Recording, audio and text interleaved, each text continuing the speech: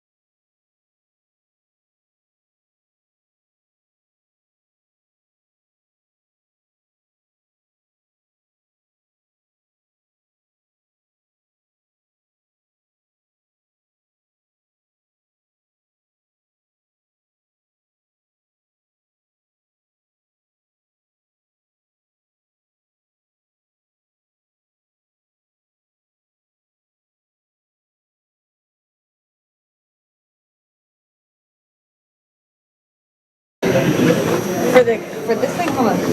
You see how much power I have? Plus, I can just read it from this. See if mine. I can just read it from this. Yeah, mine's Then you rent it. Yeah, that's fine. That way, you know, something else to worry about it.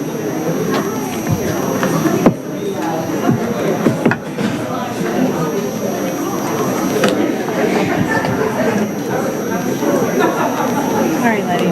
It's still turning on. No, it's okay. Turn on it all. So.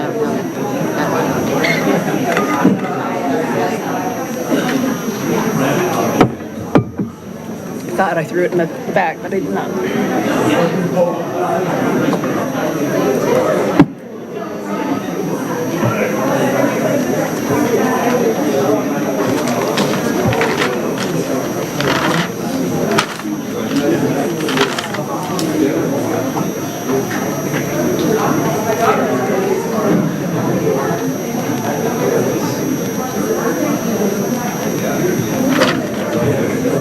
Hey, Justine, I gave you the Fair Housing Proclamation.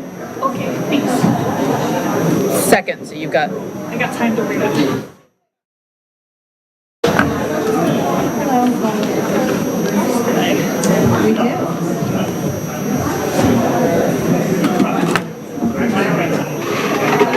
One minute to go. Oh. We're gonna have to share a microphone. Are you short of mic too? Yes.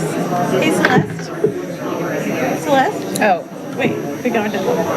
Here. I think we're gonna stay this in these floors. Oh God. I have a feeling 80s are going to take more than 30 minutes. It's just my guess. I know. Wyatt, you ready? I take back my prior optimism. Okay.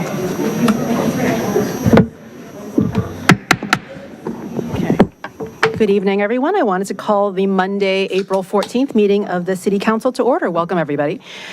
Can we start with roll call, please? Madam Clerk? Yes.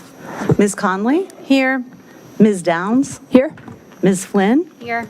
Ms. Shantz Hiscott? Here. Mr. Snyder? Here. Ms. Underhill? Here. And Mayor Hardy? Here. Thank you, Council. If I can invite everyone to join us in the Pledge of Allegiance, please. I pledge allegiance to the flag of the United States of America and to the republic for which it stands, one nation, under God, indivisible, with liberty and justice for all.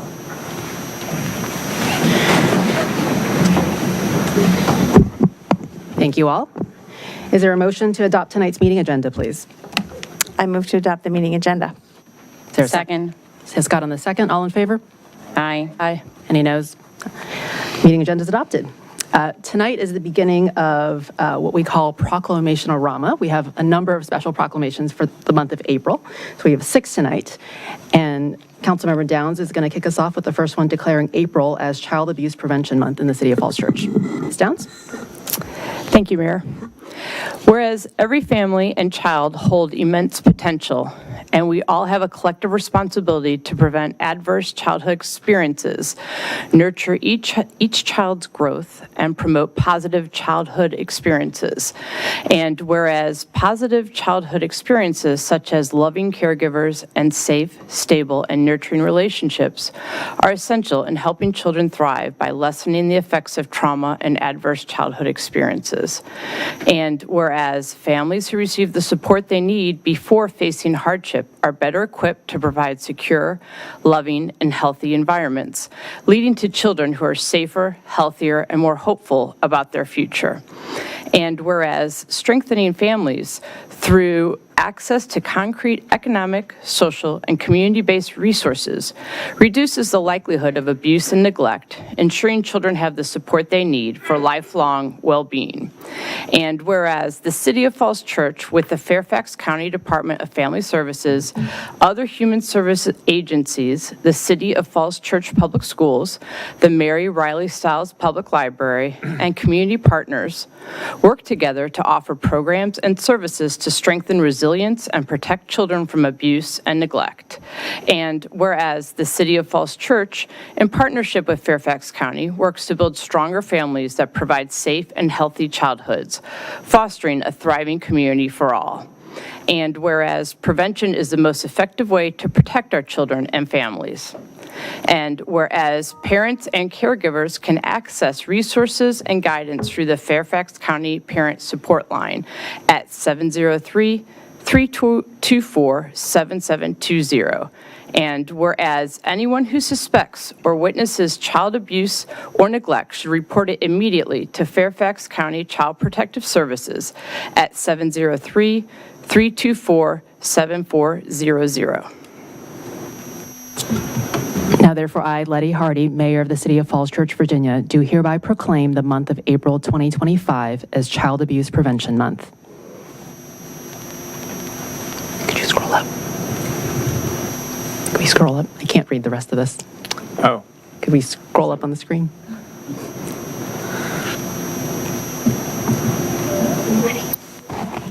Or the hard copy works too.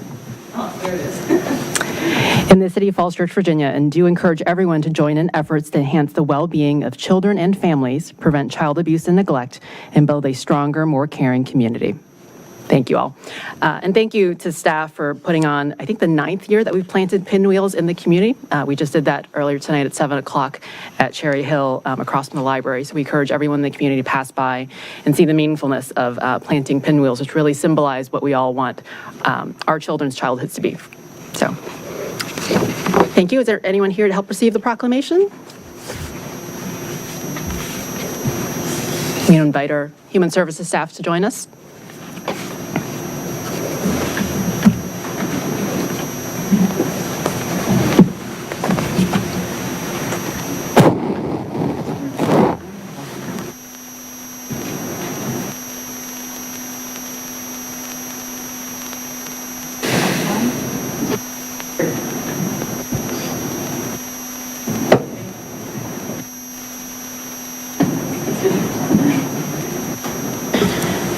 second is a proclamation declaring April as Fair Housing Month, also in the City of Falls Church, and Councilmember Underhill will do the honors. Whereas fair housing has been the law of the land since 1968, and whereas the city's Fair Housing Code prohibits discrimination based on race, color, religion, marital status, national origin, sex, including gender identity and sexual orientation, elderliness, familial status, or handicap, and whereas state law further protects against the discrimination based on source of funds or source of income through the Virginia Fair Housing Law enacted on July 1st, 2020. And whereas the City of Falls Church has made it a priority to conduct fair housing testing throughout the city and fair housing training for city staff and rental property staff members. And whereas as a community and as a government, the city is proud of the cultural enrichment brought by our citizens who can claim heritage linking them with Africa, Asia, Central and South America, and Europe, and those of all races, religions, ethnicities, genders, and sexual orientation, and ages who come to Falls Church from all parts of this country. Now therefore, I, Letty Hardy, Mayor of the City of Falls Church, Virginia, do hereby proclaim the month of April 2025 as Fair Housing Month in the City of Falls Church and call upon all to support the city's total commitment to fair housing. Thank you all. Anyone here to help receive the proclamation?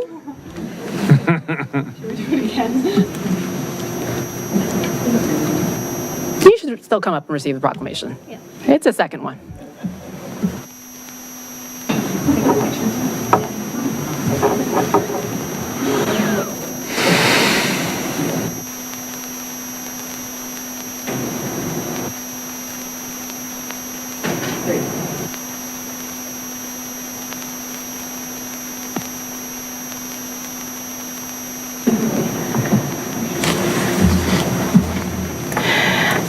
Third up is our proclamation declaring the 19th of April, 2025 as Arbor Day in the City of Falls Church.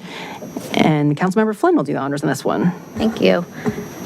Whereas the City of Falls Church is known for the beauty of its many native trees and plantings, and whereas in 1892, the first observance of Arbor Day in the Commonwealth of Virginia took place in Falls Church at the Old Jefferson School, organized by the Village Improvement Society. And whereas each April since 1974, Falls Church has held a citywide celebration of Arbor Day, encouraging all community members to plant and care for native trees. And whereas the City of Falls Church has been designated a Tree City USA by the National Arbor Day Foundation for 47 consecutive years, the longest in the state of Virginia.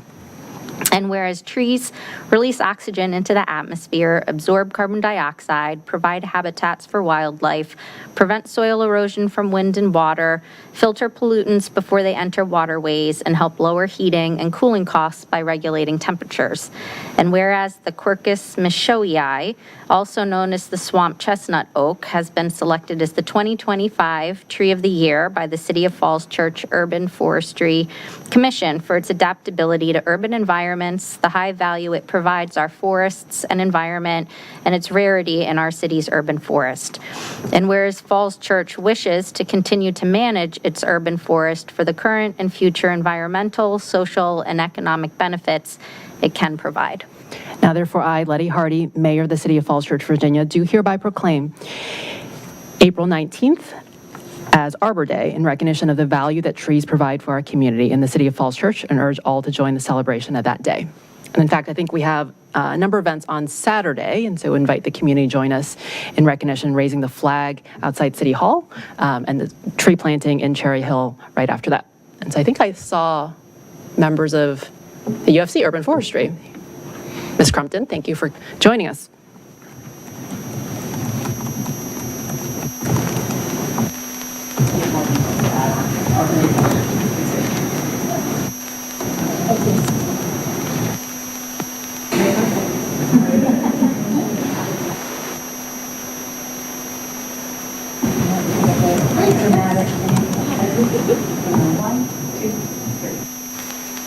Thank you. Yes, Arbor Day festivities.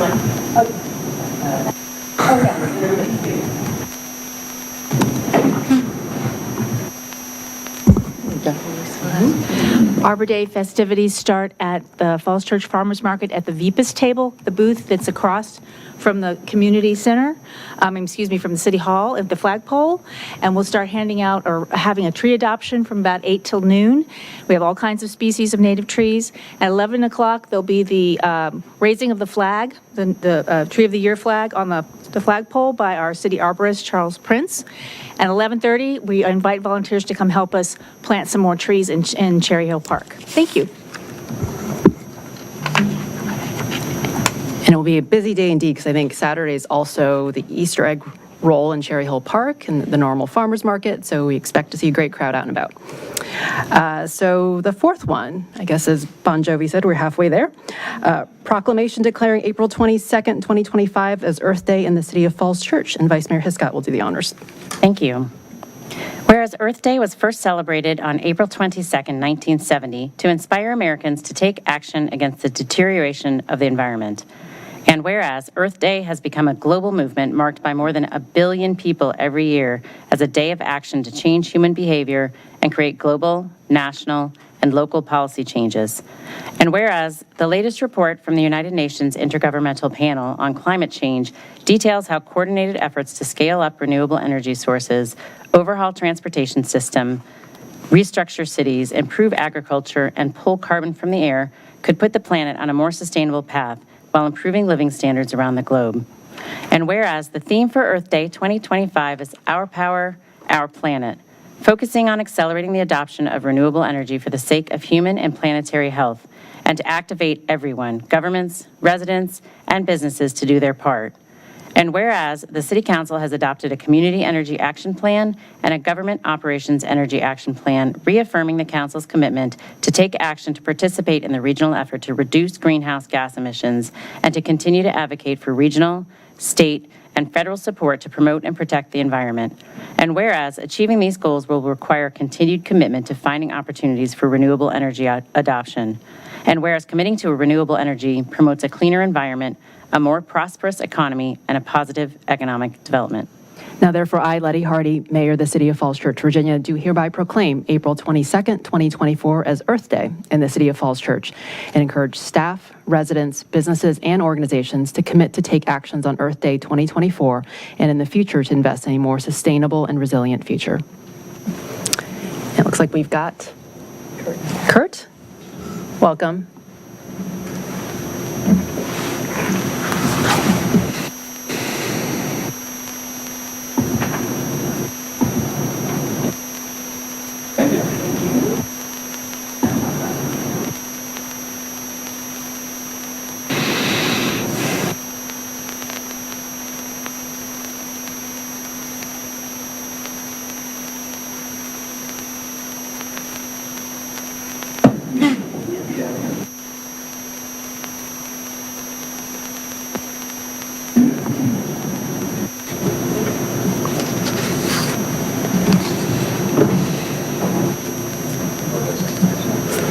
Okay.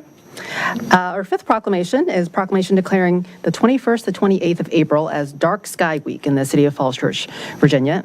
And Ms. Connolly will do the honors. Whereas the aesthetic beauty and wonder of a natural night sky is a shared heritage of all humankind, and the experience of standing beneath the starry night sky inspires feelings of wonder and awe and encourages an interest in science and nature, especially among young people and out-of-area visitors to Virginia's local communities.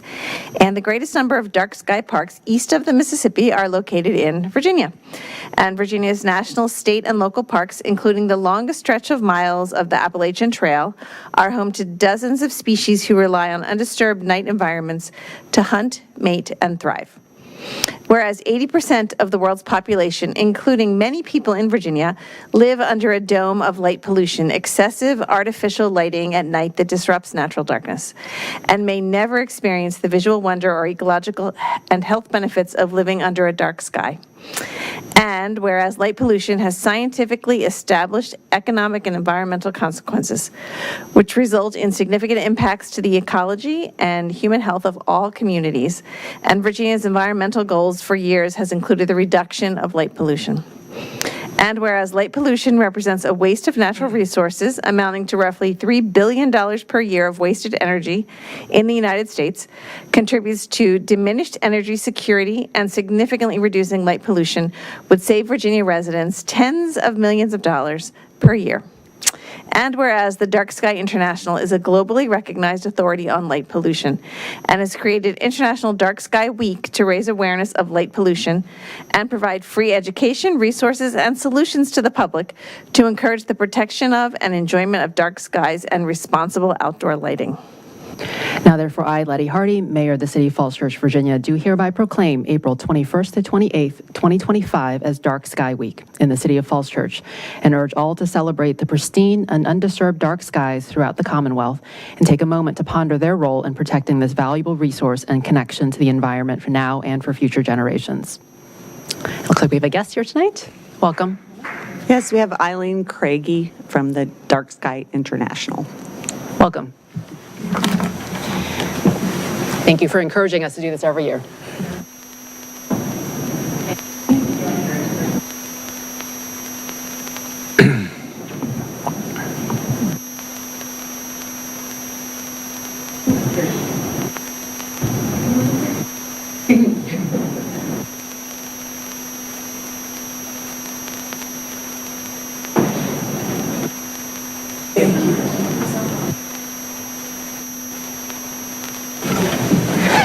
I think it's notable that with every development, we've adopted standards for dark sky in our lighting, and so thank you for the support and advocacy on behalf of that. If you'd like to speak, you're welcome to.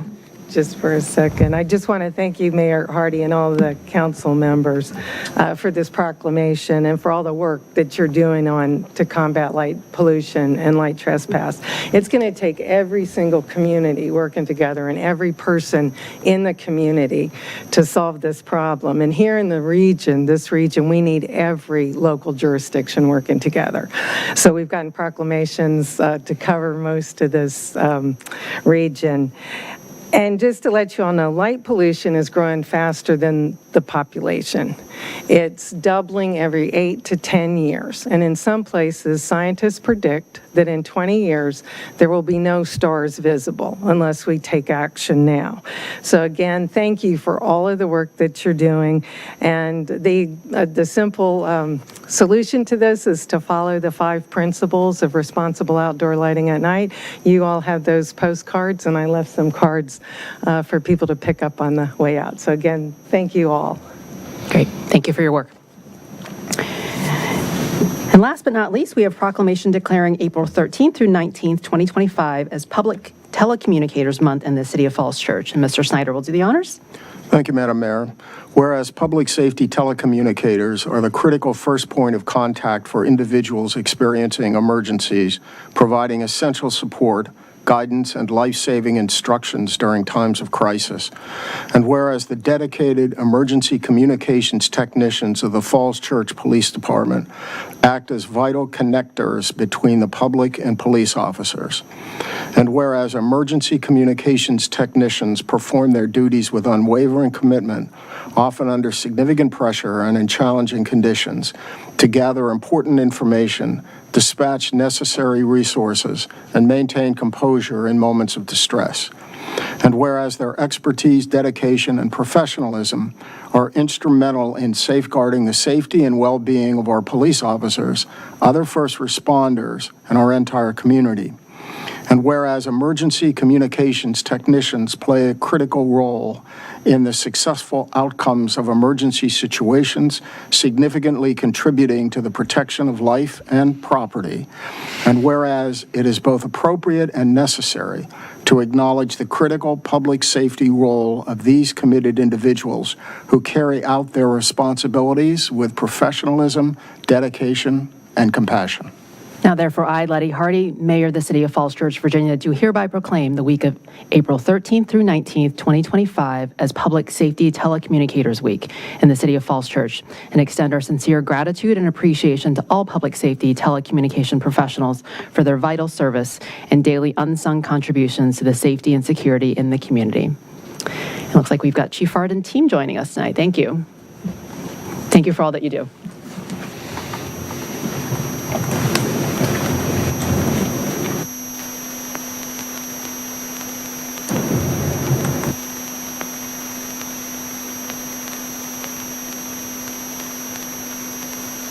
And I'll break. Ready? 1, 2.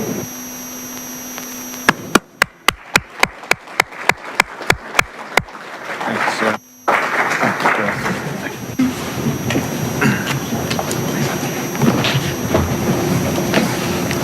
Thank you all. April is an important month, so thank you all for helping receive these proclamations and recognize us in Falls Church. Moving on to the agenda, do we have any oaths of office for new board and commission members, Madam Clerk? We do not. Okay. Well, let's move on to receipt of public comment. Let's start with a summary of written comments, please. Yes. This is a summary of written comments since the last regular city council meeting.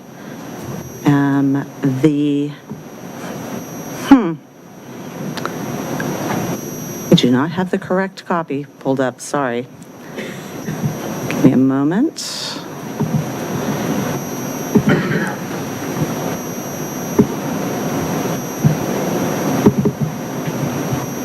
I know I sent it to you all today.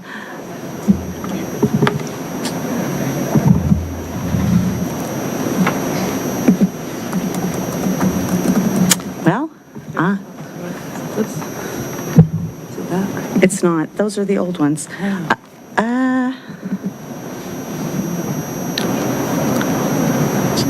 Oh, okay. I've got it. Thank you. Sorry about that.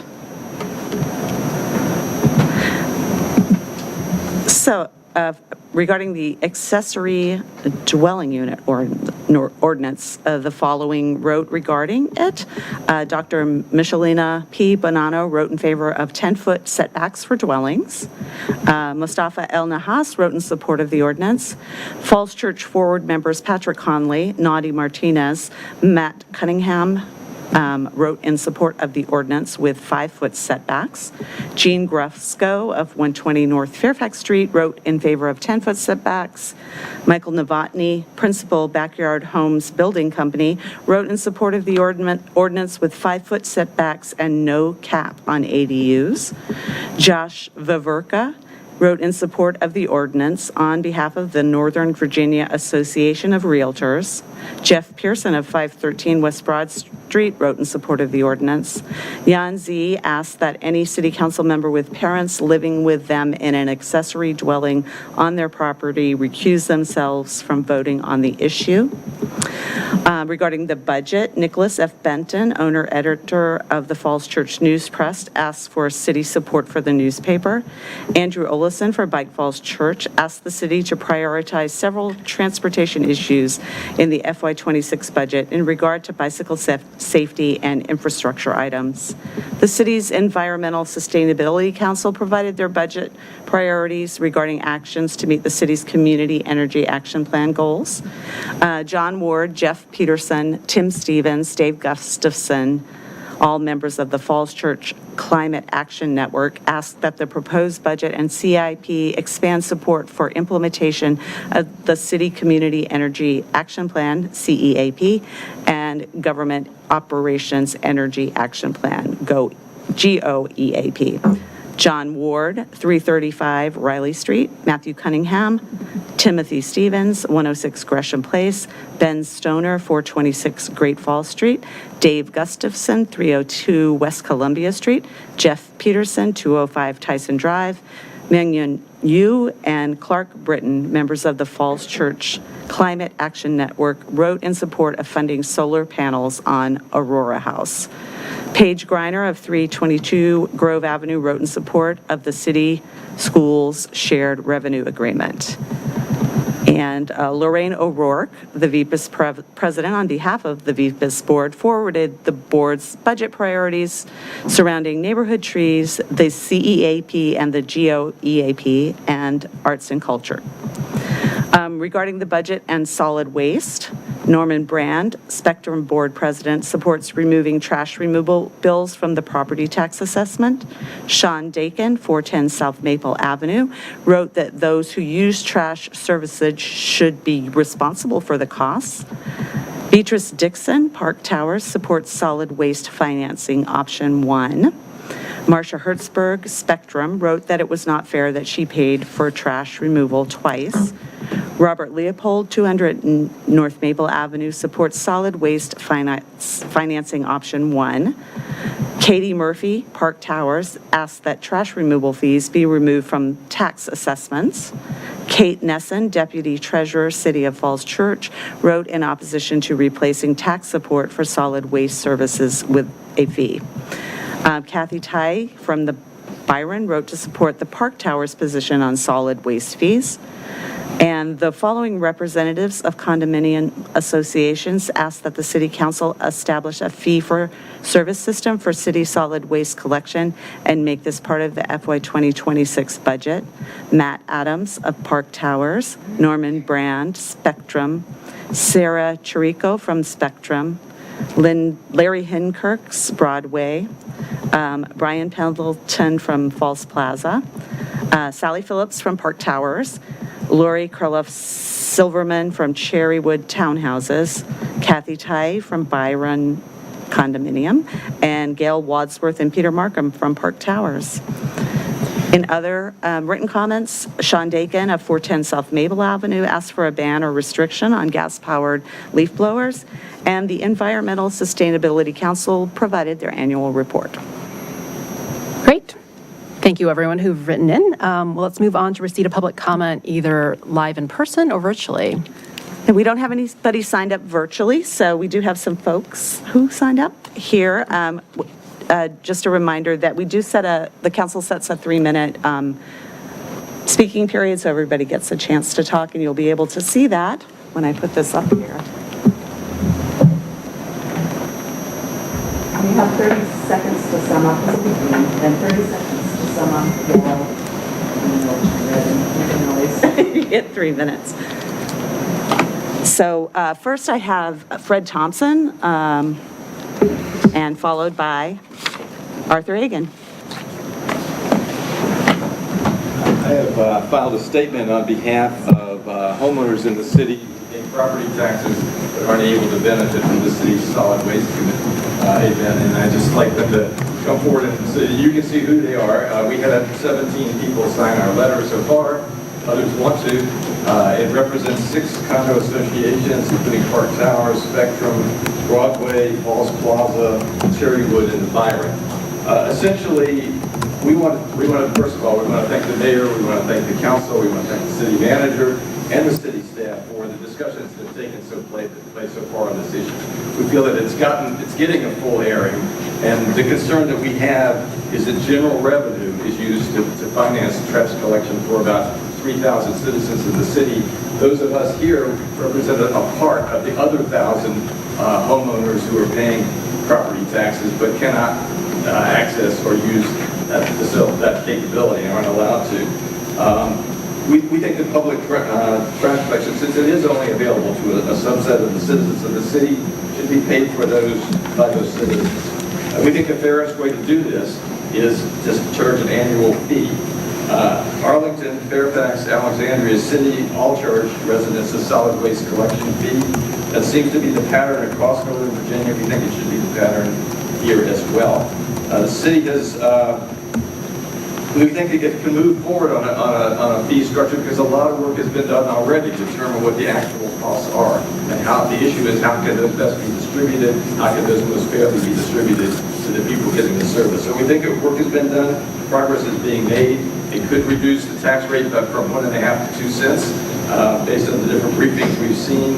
We think this is the forum, this is the FY 2026 budget we're working on now. And we think this is the forum, this is the time that the city council should do that, not some other set of briefings, not some other discussions. The issue is how best to fund activities that the city views as important, and how to make the people that benefit from the service pay for the service and contribute to it. Great.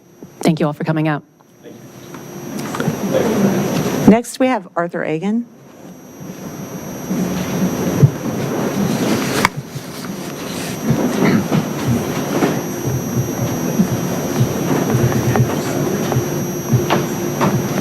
Good evening. I feel lonely up here now. I'm a homeowner who will be charged the fee under the solid waste proposal, and want to say that I am supportive of the plan to address the inequality that exists within the city. Some of what was presented on last Monday's working session, I think was really fantastic. There are some comments that I would like to make on other aspects beyond just should we do it or not. We should. One, I think it would be beneficial to see the total cost of what all the different changes are going to happen. There's a lot of concern. It definitely did present as increased costs for certain people. I think it would be beneficial to have a combination of the increased assessments, the decreased assessments, and decreased money assessments, and the fee, so that you can understand the full change that would be coming their way in the bill. Second, there's been some comments on yard waste in the presentation. I do not believe that yard waste should be a primary purpose of any third bin. I think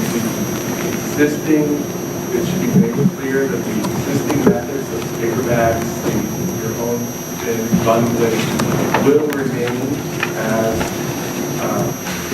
methods for yard waste. Yard waste could go into the third bin, but it should not be the primary. And because of that, any third bin should be sized appropriately for composting. Mr. Egan, I just want to make sure that your mic is on. You know what? It's not. The other room, I got used to the room mics. But any third bin should be sized appropriately for composting and not overly large to deal with the storage concerns and other pieces along those lines, 20, 35 gallon at the most. Also, any plan around solid waste should eliminate the bag tags. The $1 bag tags for a brown bag, they've become more inconvenient to acquire with the closing of Brown's Hardware, and that is an issue. But overall, council should move forward this year without waiting, because otherwise we're talking about another 12 months, and that's not responsive governing. So I think it should move forward. I think there should be outreach to say there's the budget town hall on the 24th, and this should be considered a topic for there. Thank you. Thank you. And the next folks we have signed up are here to speak about the accessory dwellings ordinance. And so we do have a public hearing tonight that's coming after this public comment period and the city manager's report. So you're welcome to speak now, or you're welcome to speak when the public hearing is held. So I'll call your name, and if you just give me a signal if you want to wait, I'll put you aside until the public hearing. So Mary Chavez is our first, okay.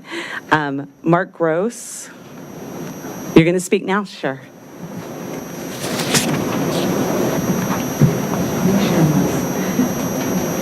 No, what I'm saying isn't all that important. Hi, I'm Mark Gross from 303 Lincoln Avenue. I want to speak briefly on the ADUs. I would urge you to adopt the 10-foot side yard. I think you know all of the reasons. Everybody's heard them all already. I would only emphasize that something I often hear is that, you know, we all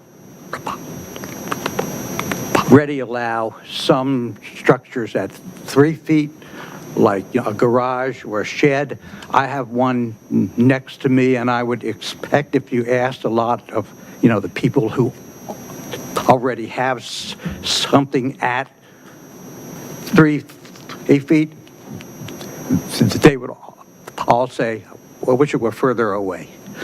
So I think 10 is a good number. I think it also would show that the council is open to views that are not the ones that are driving a lot of you. It would show that you're actually listening to some of the opponents and have concern are their concerns. Something else is the issue of the owner occupancy. Now, something that I've heard recently is there is a concern about a lawsuit. I would say that you ought to vote on this on what's best. A concern about a suit that might happen or might not happen isn't a reason to select a policy. It's just, you ought to just, decide if it's good or it's bad. If you're sued, you're sued and things happen. You might not be. I would urge you to, adopt owner occupancy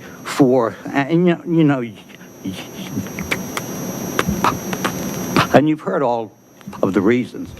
But I think having the owner on site helps, the concerns of neighbors, that the owner is still there overseeing. The other concern I have is if you don't adopt owner occupancy here, you can't go back if there are problems. So it isn't something you can undo later. If it's done here and you don't have owner occupancy, that's the end of it. Thank you. Jimmy Jung is next. And then Joseph Shirizi is after. Hi, Jimmy Jung from 203 Lee Street. As I was trying to understand ADUs and why we would consider them and the various factors that go into what they might do or not do for us, the one thing I walked away with was the idea that this is something that is intended to help the citizen families of Falls Church, the folks with kids, the folks with grandparents, those folks. I'm a little disappointed in myself for kind of losing track of this and seeing that owner occupancy, in fact, had fallen out. I think that is absolutely essential. Quite frankly, I'm a little more afraid of lawsuits than apparently he was. Nevertheless, it seems crazy to me that the state and every surrounding county can manage to put this in there and we can't. That's absurd. And as he says, if we don't put it in now, we're kind of messed up down the future. I would suggest that we put it in. I would suggest that we reconsider that. If we are not, then this becomes an investment opportunity, not something that helps our people. So I think that's absolutely critical. The other thing as I look through the things that have shown up in our survey with folks, the very first things that we were worried about were coverage and the rentals. And then right behind that, tied at third, was owner occupancy and then, coverage things, the setbacks, those kind of, I'm sorry, setbacks, not coverage. And those things all are kind of tied at third. Those things are critical. I don't want us to be dismissive of them. We've asked for input. We've got surveys. And then when we get that information in hand, I see folks saying, well, it wasn't scientific, and it becomes, I don't even know why we would do a survey if we're going to be that dismissive with it. This is what the folks have said. We've been down this path where we've changed our zoning laws in contradiction to what people seem to be saying to us loudly, and I don't want us to be dismissive. If we're reaching out and our people are giving us answers, then we should pay attention. And I think the biggest issue, as I said, that seems to be what everyone's worried about now is the setbacks. I absolutely think we should have the 8 or 10 setbacks. We cannot have 5. And even when you leave aside all those folks that seem to be trying to communicate that to you directly, I would leverage on top of that the fact that our one sort of acknowledged expert, our planning commissioner from Fairfax County, who has seen this in action for years, has said, we need larger setbacks. We need the larger setbacks. I think for us to ignore that is, I'm not exactly sure what word I want to use there, a mistake. Let's say it's a mistake. So I absolutely think we should have, you guys have, many people on this board have told me, well, we can pass a law and tweak it later. Well, we can tweak it in one direction, but we can't tweak it in the other. So let's not make any mistakes. If we discover that 7 is the right number later, let's be going from 10 to 7, not 5 to 7. Thank you, guys. Next, we have Joseph Shirizi, followed by Robin Ramey.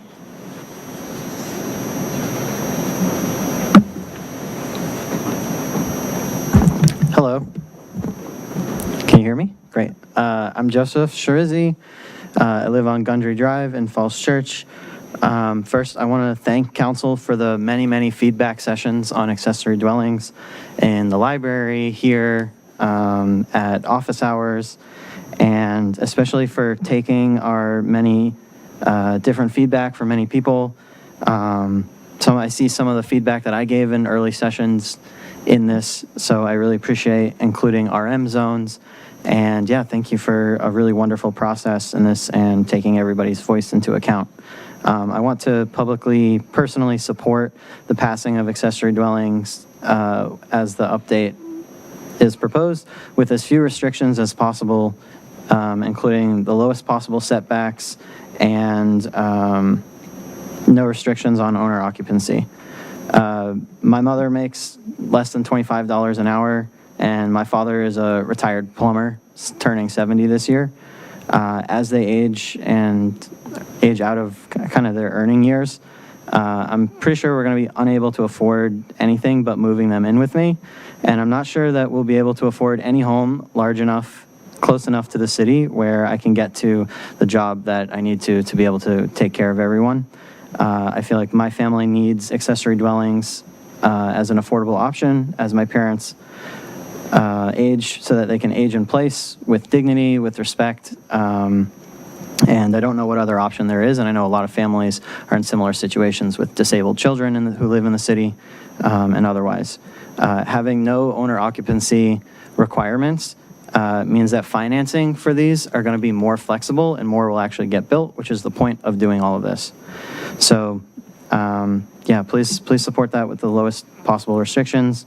On the environment, the proposed changes require everyone to conform to the existing maximum lot coverage for rainwater runoff, impervious surface area, and tree cover.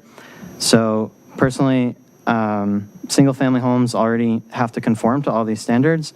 So it seems like that no matter what setback or rainwater runoff restrictions that we create, there's going to be no new trees at risk or no new negative environmental impacts at risk. And I think the letter from the ESC says something very similar. I encourage you to read that. That's just my personal response to that. I think the only negative environmental choice you could make here tonight is increasing the setbacks or other restrictions that arbitrarily limit the number of accessory dwellings that are built, further limiting the density in Falls Church, contributing to urban sprawl, and contributing to the destruction of the environment. So thank you very much for all the feedback sessions, and I really appreciate it. Good night. We have Robin Ramey, followed by Jay Veal.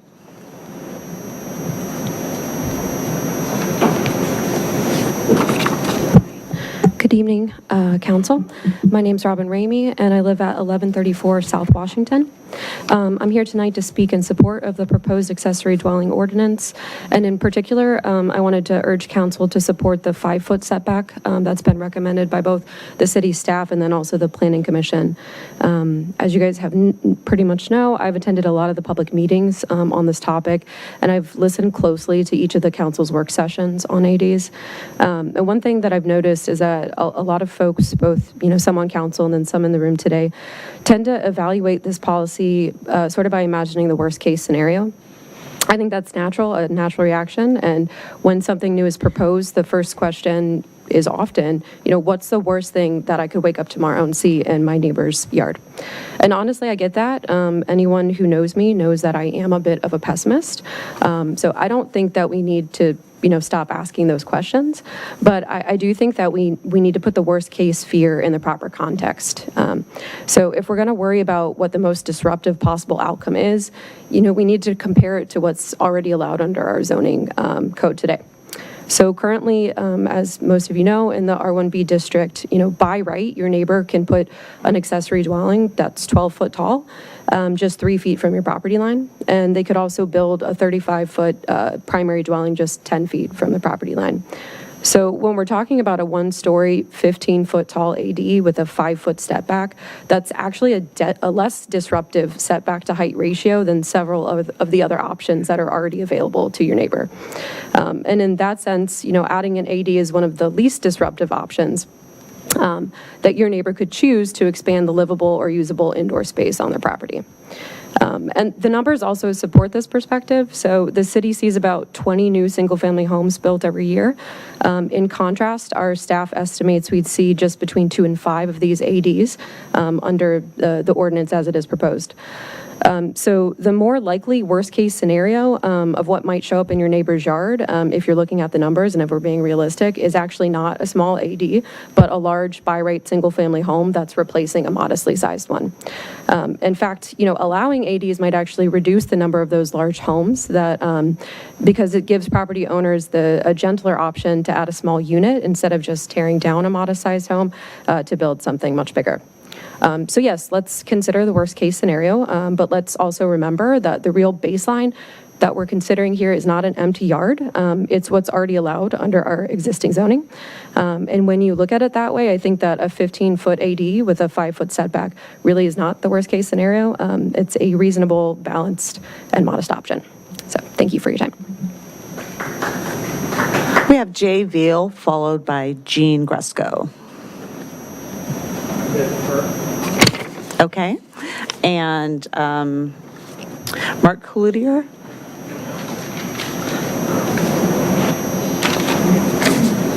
Hi, thank you. Good evening, council members. Mark Cloutier, representing myself, 1308 Ellison Street, and I'm going to give you, it's on. I'm going to give you, should I hit start? No. I don't want to cheat you. You're I'm going to good. give you 90 seconds. You're I'm going to good. give you 5 reasons why this is an easy yes vote for ADUs as written. First, we're empowering residents, not creating a new bureaucratic hurdle. 2, we're allowing willing and capable homeowners to address their own unique needs, and they'll do so at their own expense. 3, this requires no financial investment from the city and places no burden on other taxpayers. Homeowners will bear the full cost of planning, permitting, and construction. The proposed changes as written to the regulation include detailed qualifications to ensure responsible development. We've heard about the several listening sessions, the several opportunities to write in, and the professionals provided you their professional advice. There's no need to delay any further and make any changes. And lastly, for the vast majority of our city, daily life will remain unchanged. This amendment targets specific willing property owners and will have no negative impact on the character or infrastructure of the rest of Falls Church. This is a win-win. It empowers residents, it offers flexible housing solutions, costs the city nothing, and doesn't negatively affect anyone else. So please vote yes as is without further delay.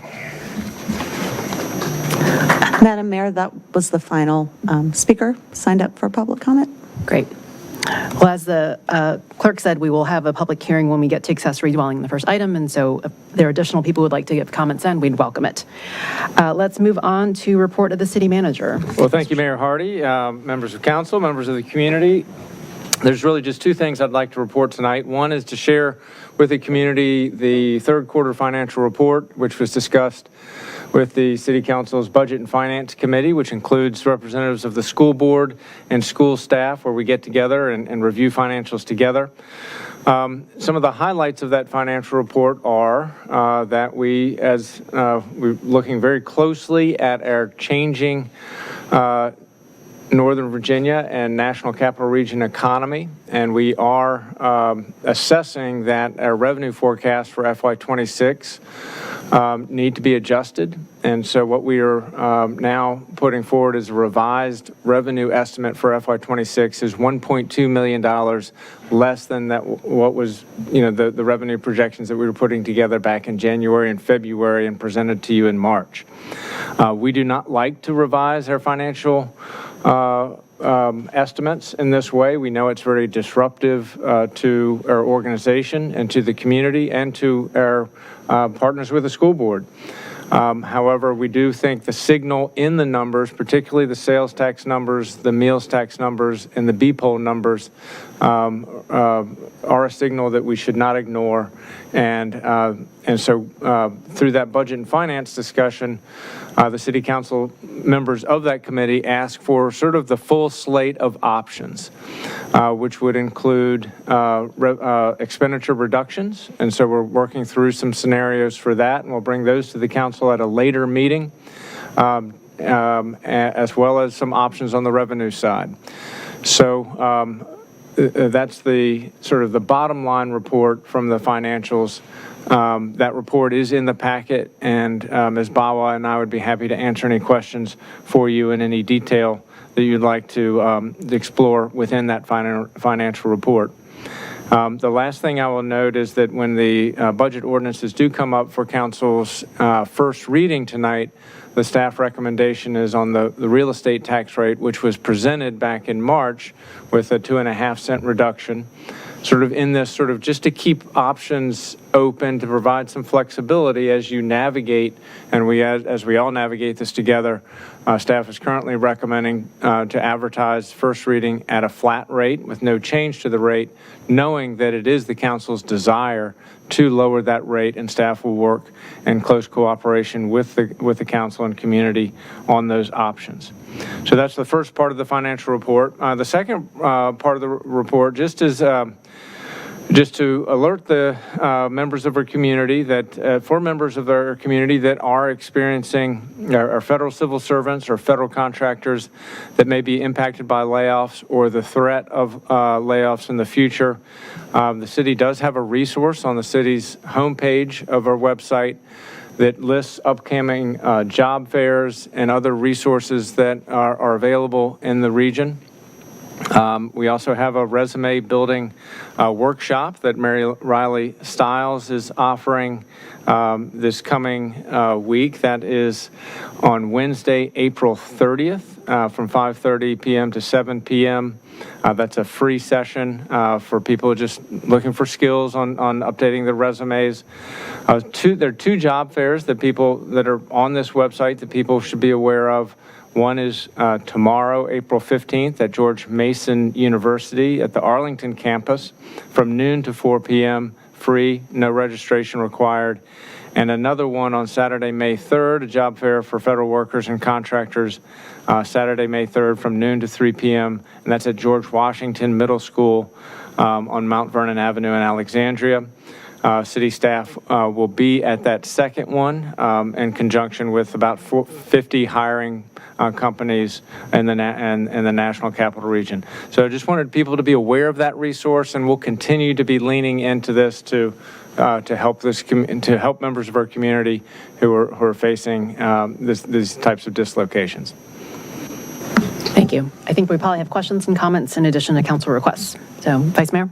A quick question on the job fairs. You mentioned the second one was for federal workers only, but I'm assuming that those provided in Falls Church City or that you're referencing are for people interested in job fairs, period, because we have so many that are Fed-adjacent jobs that have also been eliminated. Just wanted to clarify. The way they're advertised is for federal workers and contractors. They are open to the public, and so I would view it as an open resource. But that is, I think, sort of programmatically, I think that for the organizers of these events, that's the target population. Thank you. Other questions or council requests? Ms. Flynn? I just had one question that came up with the reopening of the drive aisle in front of the community center. So if you could provide an update on the HVAC project, as well as what people should expect in terms of timing-wise of kind of finishing touches to the exterior, and if that is connected to whenever the interior will be done, and kind of as we're still on target toward a June completion date or completion by a June date for different programming. Sure. So I will note for the public that there are updates posted on the city website as well. We are very pleased that the 16 geothermal wells have been dug, and that work, in terms of the rough part of it, is complete in front of the community center. The drive aisle there will be repaved, and so that work still needs to happen. But it will be open to the public, and so that does mean that that's another access into the City Hall campus, but it also means that we'll now expand the farmers market to its normal summer configuration. So that's, I think, two things that are relevant to the public. In terms of programming and other changes to the community center, I am not prepared to speak to those dates. They are the same dates that have been published earlier.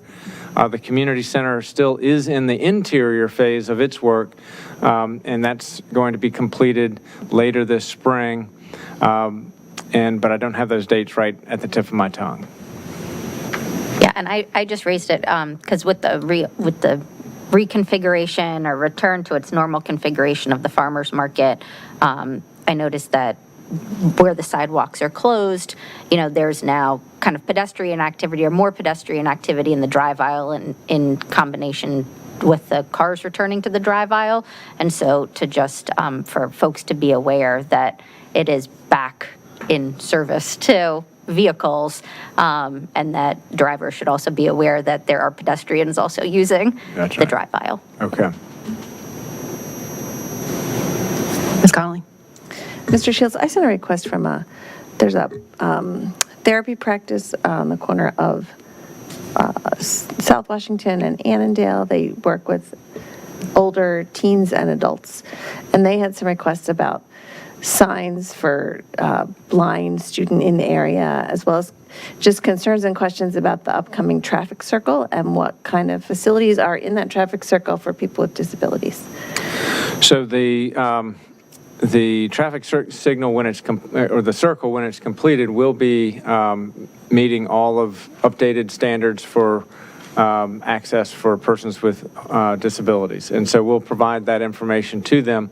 We are concerned about the construction period. That's going to be impactful for all of the adjacents. And so we'll, if we haven't already, we will reach out directly to the folks you put us in contact with just to walk them through what they can expect when construction gets underway, because I think we'll need to make some special accommodations during construction. They said they go out and walk about in that area on a regular basis and had some ideas for some signals and other things for people with visual impairment. Thanks. Okay, I have two things that came up in my office hours on Friday. I think everyone's very excited about the 3 hawk signals on Broad Street. When will those be operational?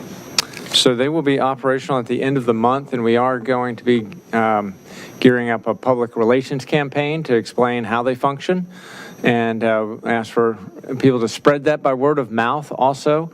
But the goal of those projects is to break up our super blocks and make it easier to cross the street and safer to cross the street, particularly where it's long distances between signalized intersections. Terrific. And look forward to the public education, because I do think that'll be important. Second thing, also transportation. Actually, all of them are transportation related. There are a number of streetlights out along Broad Street, particularly in the West End in front of Birch and Broad and just various other parts. Are those just Dominion issues as they update them with LED bulbs, or are the things that can they address sooner than later? So I know DPW staff are aware of the problem and vexed by the problem. We were noticing this, back during the holiday lighting, et cetera, that the underground conduits to some of these street poles is degraded. And so it's not an easy fix, but we are aware of it, and we're trying to move forward to get them fixed permanently. Okay. And the last one, while we're in the west side of town, I received an inquiry about when Broad and Haycock will be repaved as part of the West Falls project. I know that's usually towards the end of it, but is the developers planning on doing that in May? That is correct. Okay. That's good news. I think that's it for me. Anyone else? Okay, well, let's move on to business on the agenda. And before we call the first item on accessory dwellings, I know we all have conflict of interest disclosures to read. So we can get started with that while we pull up the staff report and get everyone situated. Should we start left to right. Okay, Ms. Downs? The City Council is discussing tonight the proposed accessory dwelling unit ordinance. I, like many others in the city, am an owner of residential property that would be eligible for an accessory dwelling unit if the proposed ordinance were to pass. And as a result, my property may realize a reasonably foreseeable direct or indirect benefit from the ordinance.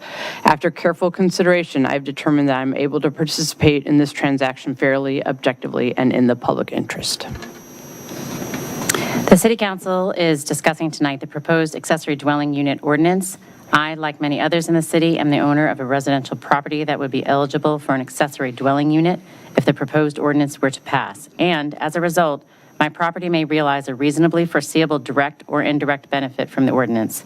After careful consideration, I have determined that I am able to participate in this transaction fairly, objectively, and in the public interest. The City Council is discussing tonight the proposed accessory dwelling unit ordinance. I, like many others in the city, am an owner of residential property that would be eligible for an accessory dwelling unit if the proposed ordinance were to pass, and as a result, my property may realize a reasonably foreseeable direct or indirect benefit from the ordinance. After careful consideration, I've determined that I am able to participate in the transaction fairly, objectively, and in the public interest. The City Council is discussing tonight the proposed accessory dwelling unit ordinance. I, like many others in the city, am an owner of residential property that would be eligible for an accessory dwelling unit if the proposed ordinance were to pass. And as a result, my property may realize a reasonably foreseeable direct or indirect benefit from the ordinance. After careful consideration, I've determined that I'm able to participate in this transaction fairly, objectively, and in the public interest. The City Council is discussing tonight the proposed accessory dwelling unit ordinance. I, like many others in the city, am an owner of residential property that would be eligible for an accessory dwelling unit if the proposed ordinance were to pass. And as a result, my property may realize a reasonably foreseeable direct or indirect benefit from the ordinance. After careful consideration, I have determined that I am able to participate in this transaction fairly, objectively, and in the public interest. The City Council is discussing tonight the proposed accessory dwelling unit ordinance. I, like many others in the city, am an owner of residential property that would be eligible for an accessory dwelling unit if the proposed ordinance were to pass.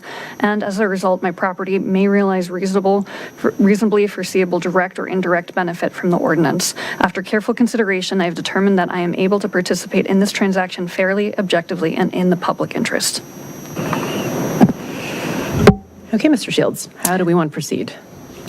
So maybe we'll start with the reading of the ordinance. We'll turn it over to the clerk.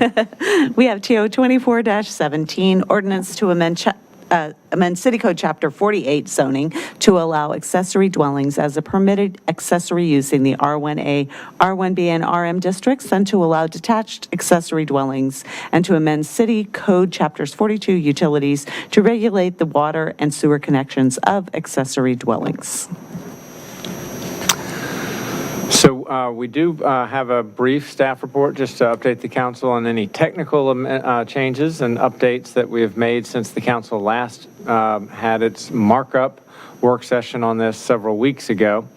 The ordinance is now before you. It is my opinion. It has been very thoroughly vetted, and it is staff's recommendation in favor of adoption of the ordinance tonight. Mr. Jack Trainer has been our staff lead for this project, and I just want to thank him for his tremendous work on this. We started with our preliminary workshops over the last summer, back in June and July, and from those preliminary workshops, which were just open, there was no code in front of us. We were just talking concepts, trying to engage with the community about best practices around the country with accessory dwellings. From that, we put together a framework of some concepts that we would build into code. From there, Jack led the effort in drafting the code language itself. He did so with our zoning administrator, Akita Ruzzi, and with our city attorney, Sally Gillette. And I would say the three of them together have been sort of our all-stars for this effort, and they've worked very closely as a team. And in the initial times with Paul Stoddard as our team leader.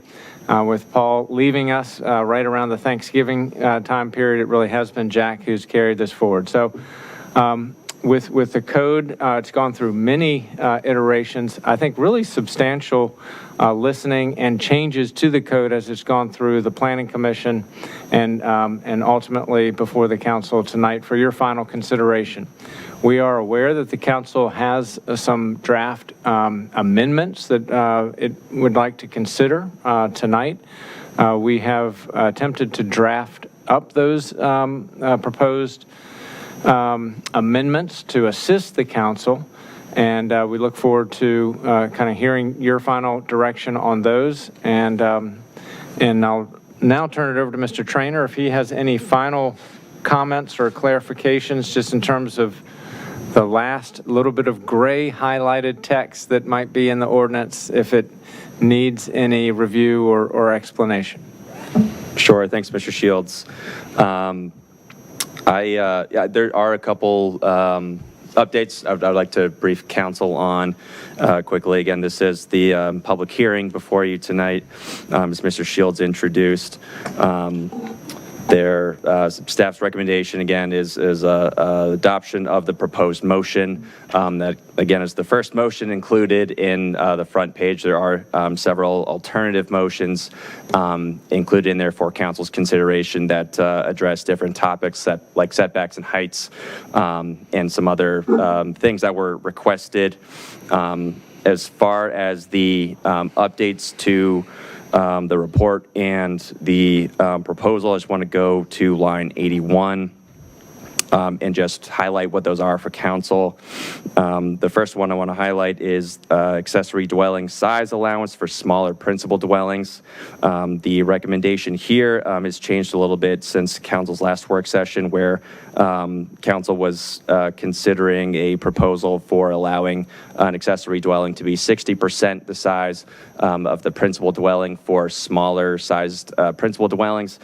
This was pointed out to create penalized home sizes that were kind of in between.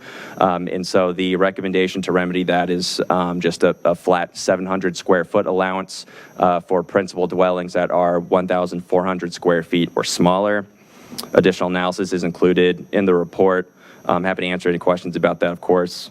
The next is structural additions for existing non-conforming structures. So sections 48.172 and 48.1223 have both been amended in the draft code, that clarifying that existing non-conforming structures would not be permitted to be extended. So these are the accessory structures like your garages or things that were built, again, to the codes that they're allowed to be built to today. And they would be permitted to be converted into an accessory dwelling with a special use permit granted by the Board of Zoning Appeals, but would not be permitted to be extended both horizontally or vertically. A couple other things quickly is the short-term rental definition in the Code of Virginia. That telescoping has been amended in the draft code to its proper section, and a reporting requirement has been included in the draft code before you tonight. That's in section 48.1223 as proposed 12 months following any action by council tonight. A report on accessory dwelling applications would come back before you on what those are, and that sort of summary. And then lastly, I want to point out that previously a proposed amendment to the subdivision code in section 3834 was included that would clarify that accessory dwellings would not be permitted to be subdivided apart from the principal dwelling it's accessory to. Due to an advertisement error, this provision has been removed and will be brought forward separately in the very near term for council consideration. And on line 86, there's a couple more updates regarding the how accessory structures' height are measured on historic properties. That's in section 48.792. As part of the Planning Commission recommendation, the Planning Commission recommended amending this section to basically bring accessory structures height measurement methodology to make that uniform across historic and non-historic structures. After some additional conversations with council and city attorney, determined that this might be outside the scope of the accessory dwellings consideration. And so this will be put on our list of kind of follow-up zone and cleanup items. We'll get Harb's input, of course, on that. And so this may come back before council at a later date. And then lastly, setbacks and heights for accessory dwellings. As mentioned earlier, the draft code before you tonight reflects the Planning Commission's recommendation, which has that 5-foot setback minimum with the sliding scale to 10 feet. There are a couple, again, alternative motions included for council's consideration tonight that address different setback options that have been discussed in previous work sessions. So with that, council, I'll turn it back to you. Madam Mayor, thanks. Happy to answer any questions. Great. Well, why don't we see if we have any questions for Mr. Trainer, and then we will open up the public hearing since I know we have some comments. We have any clarifying questions for Mr. Trainer based on the updates from our last work session?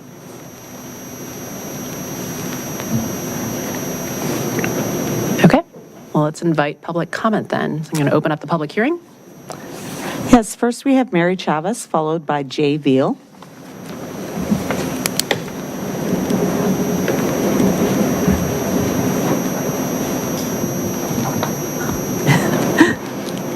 Mary Chavez, 215 Lawton Street.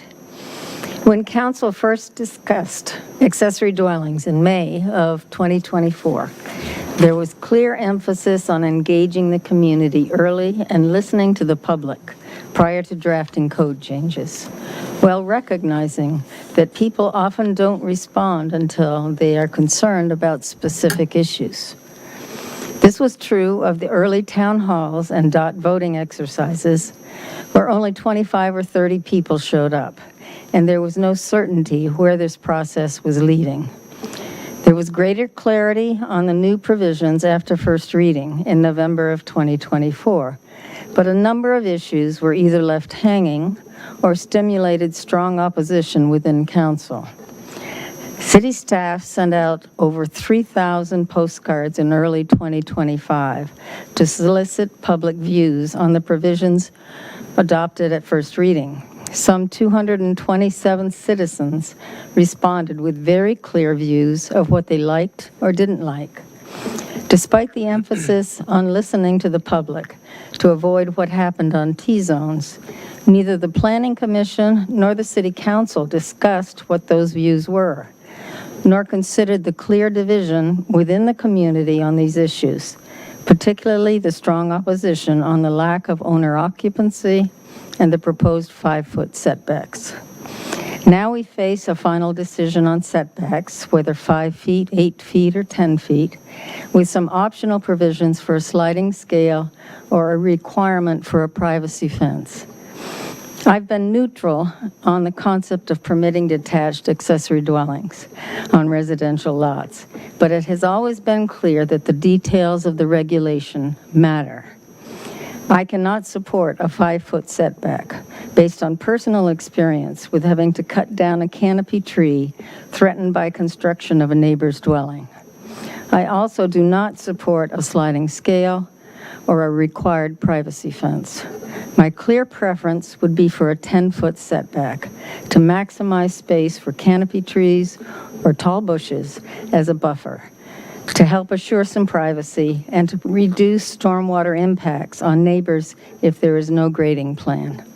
This would be consistent with a required setback for homes in R1B districts.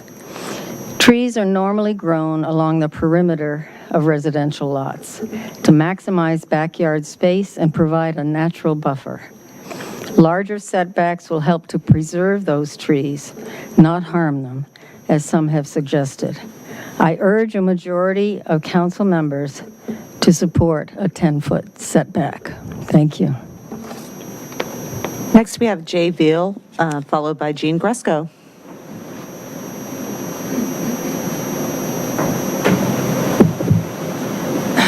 Thank you. Do I push this? No. Okay, regarding further densifying our city with ADs, I have, my name's Jennifer, I live on West Cameron Road.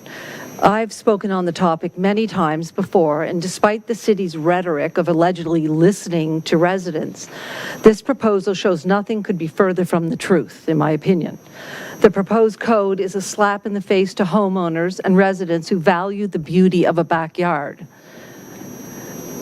and who gravitate to the city for the sublime experience of nurturing a yard, much like we would nurture a baby or anything else. These are precious ecosystems, obviously. The lack of provisions in the proposed code are mind-boggling, from no requirements for parking, essentially no setbacks, no requirement for owner occupancy, and what the one-size-fits-all approach. These poorly carved out provisions, in my opinion, which are more permissive than neighboring jurisdictions, clearly puts the interests of activists and builders ahead of homeowners and long-term residents. From the outset, the council and Planning Commission manipulated residents into thinking past the sale, treating it as an inevitability and not a possibility, as was evident in the biased language and the dot presentations and the survey methodology. It was all flawed right from the get-go. I attended almost all, possibly all of those dot sessions. An issue of this magnitude should have gone to ballot and not decided by a handful of councilwomen who are pushing their political ideologies and agendas. We should be nurturing our precious backyards and not raping them for profit and left-wing ideology by an already scandal-plagued city council, as pointed out by the Washington Post last year. In conclusion, Falls Church City is fast losing its culture. It's not in vogue for me to say this, but residents fought to keep the school names, but they were ignored. And now this push to densify our backyards, when there has not even been a grassroots effort. The Planning Commission said this was pushed by certain individuals on this council, not by the community. So it begs the question, why are you doing this? I mean, it's just super unclear to me. Again, is this white privilege ideology that you pushed for 4 years? I mean, it's inexplicable. Again, I think that this council, certain council members are acting like bullies, and they continue to run roughshod over the public. And I think that the proposed code is not a win-win. I think the devil's in the details. Thank you. Finally, we have Jean Gresco.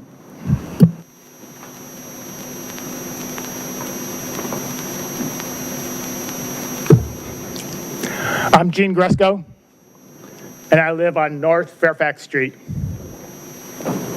I agree with the Planning Commissioners Friedlander and Krasner, who voted against the accessory dwelling proposal, given the 5-foot side and rear setbacks.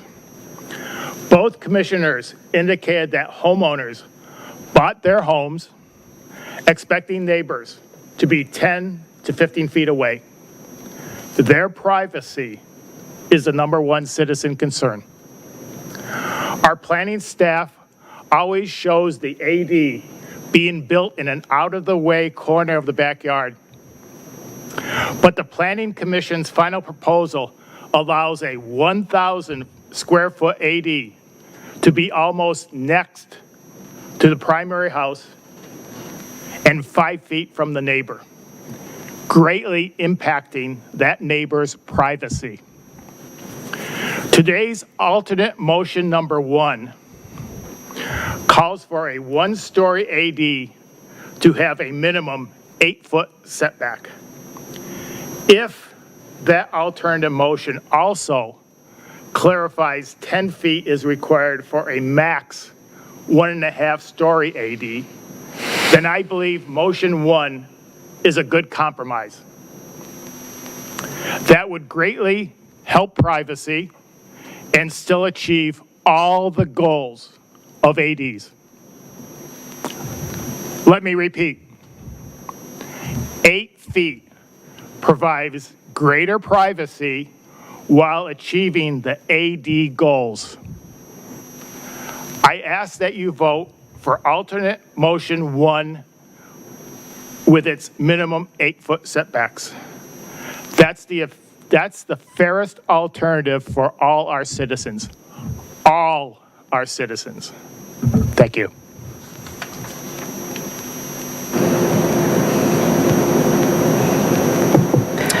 Are there any other public comments? There are not. I'd like to invite any other members of the public to join us for now for public comment. Otherwise, I'm going to close the public hearing. Ms. Ramey. Good evening again, everyone. I just wanted to point out for both the public at home and anyone in the room who perhaps hasn't been on this very long ride and journey we've been on since, I believe it was like last summer. We worked on the original, before there was even any proposed code language.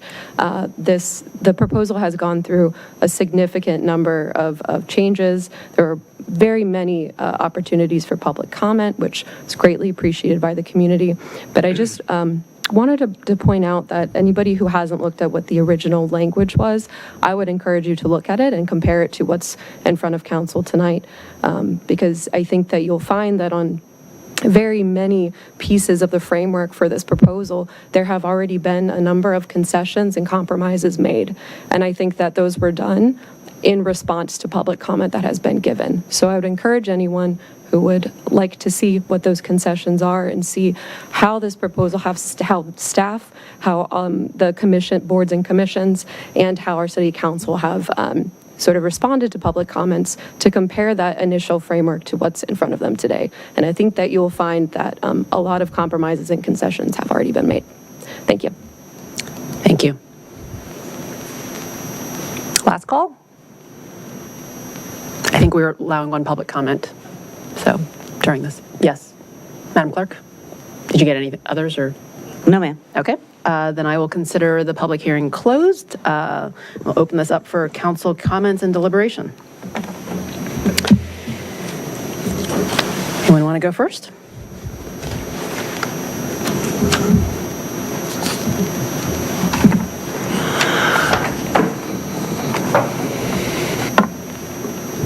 Letty.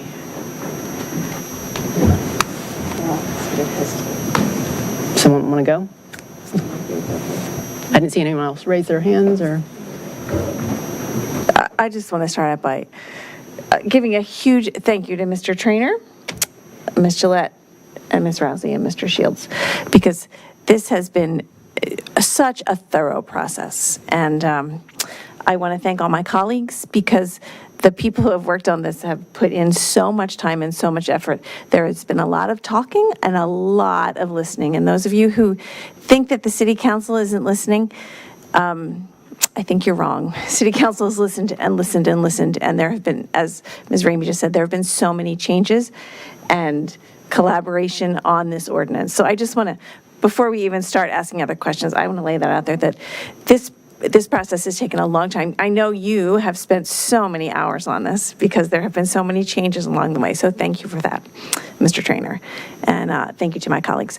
And now I'll go to the rest of it. But I really kind of take it personally when people are saying that City Council is not listening, because we are listening. We are listening. We know who you are. We recognize you. We hear your comments, and we're listening. Thank you.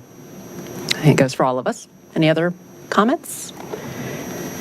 I think I'll just echo Ms. Connolly on that point in particular, and thank Jack for all of his work over, the long time that we've been considering ADs. And I think in the community, everyone has their role to play, and there are going to be people who are sort of on the polar extremes of issues with, adamant, no, I don't want this to be done at all, and yes, please do this with zero restrictions.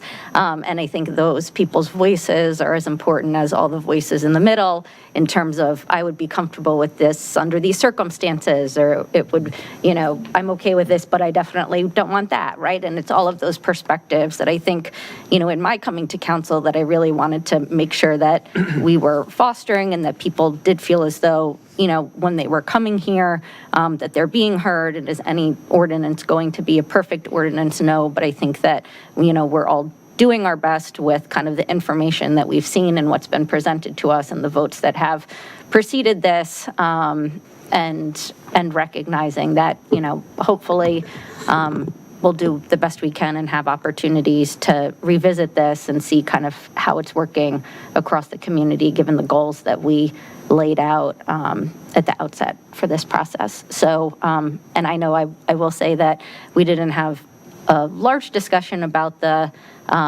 public comments, but that I know many of us have looked at the community survey results in detail and have, gone line by line through them and seen kind of individualized responses, and very much do appreciate the time and effort that people take to give us that additional feedback when they're not able to join us in person or, choose not to submit public comment either in writing or here in chambers. So thank you. And if I could just jump on to that, of course, thank you, Mr. Trainer and Mr. Shields and Ms. Gillette and everyone else who's helped, supported the council. We couldn't do it without y'all. And I would just also say that, legally, we're never allowed to have a meeting that's not public, right? But we are allowed to talk to each other one-on-one. And just so the public is aware, we really have been reading your emails, looking at the survey results, looking at, some of the comments that, past meetings have had, that we've had at past meetings. And we've done a lot of talking to each other one-on-one this weekend. So I think, just throughout this process, actually, and I think my mind has changed several times because I've been keeping an open mind, as we all have. But, we talk to each other on the phone, and it makes me look at something differently. And so I think sometimes the public may not be aware that behind the scenes, we are really working on this, listening to each other, and really trying to absorb all of the community feedback. And I hope that you will see that tonight as we continue this discussion. Thank you. Okay. Other comments? Sure, Madam Mayor, if you might. Okay. So I have always viewed my role as to represent the entire community, which becomes a great challenge when the community divides over an issue like this. And as the community survey indicates, there is agreement on a desire to provide for more flexibility in terms of accessory dwelling units. And even detached accessory dwelling units. Where there is not community agreement is on the setbacks. There is not community agreement on owner occupancy issues. There is not community agreement on a few number of other issues in terms of how we guide this ordinance in the future and determine whether changes are made or not. So, at that point, then my best effort is to find something that I believe best represents all the citizens. So, number one, my preference on setbacks is 10 feet. Number two, my preference on owner occupancy is that if we are to get back to the original purpose that launched all of this, which is to provide for family members who need the additional living space, then owner occupancy is something that should be included. Third, I think there's a need to further define going forward and how we manage the process going forward if, in fact, the projections from city staff are blown through. I recall a lot of projections about what the T-zone ordinance was going to produce, and the fact of the matter is it produced something very, very different based upon market conditions. So those are some initial comments. My final vote tonight will depend on the outcome of the amendments that have been proposed, because I think they do. Many of them do make an effort to address the concerns that I've raised and to try to bridge the gap between very serious disagreements amongst our citizens on exactly how to do this. So those are my initial comments, and I'll wait to see how the votes come out on these amendments. I do think there's been some positive development, but clearly listening to public comment, looking at the citizens' comments, in my opinion, we're not there yet, and something that truly represents all the community. So we'll see how we come out with the amendments tonight. Thank you. Other comments? Ms. Downs. Thank you, Madam Mayor.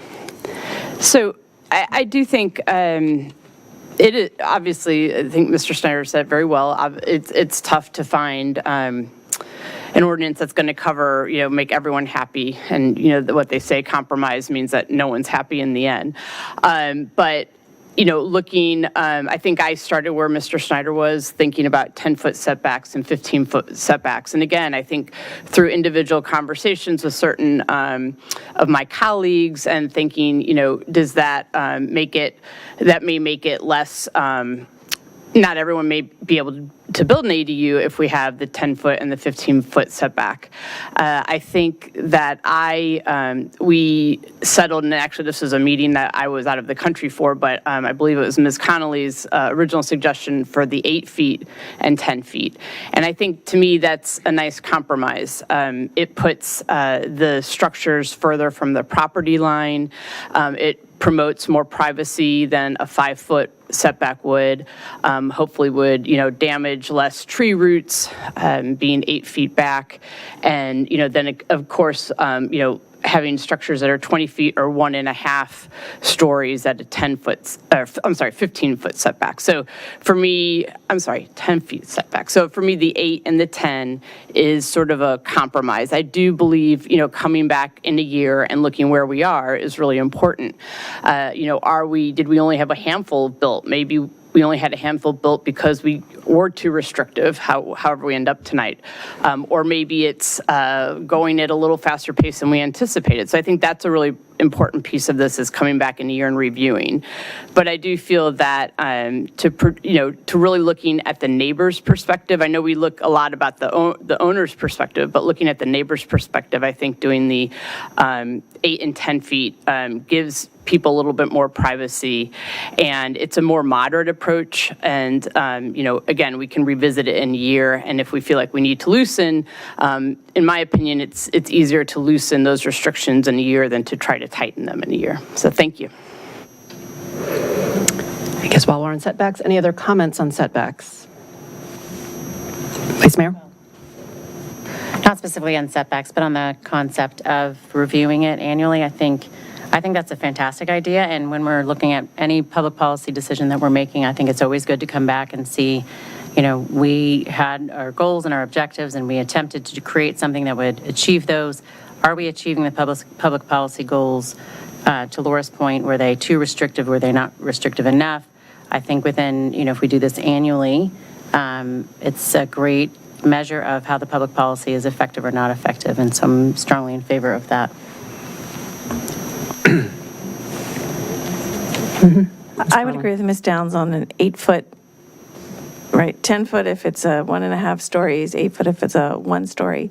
I think that strikes a good balance between giving flexibility to the homeowner as well as understanding of neighbors. I'd also like to be able to put in there some kind of special use permit process. So if someone really would like to be at 5 feet, they can go through a process with the BZA, possibly the Planning Commission, I'm not quite sure how that works, to work with their neighbors and get it to 5 feet if that works with the community. And that would be the same sort of SUP process that other dwellings go through to go beyond what the limits are of the policy. So I think that should be in there, but I am pleased that we've landed on 8 feet in the ordinance, because I think that does give some flexibility to the homeowner as well as some understanding of neighbors' concerns about what may or may not come in right next door. Ms. Underhill? Just a question to follow up on that. Yeah. What is the SUP process? So if somebody needed more flexibility on the placement of their ADU that didn't quite fit to what we set out tonight?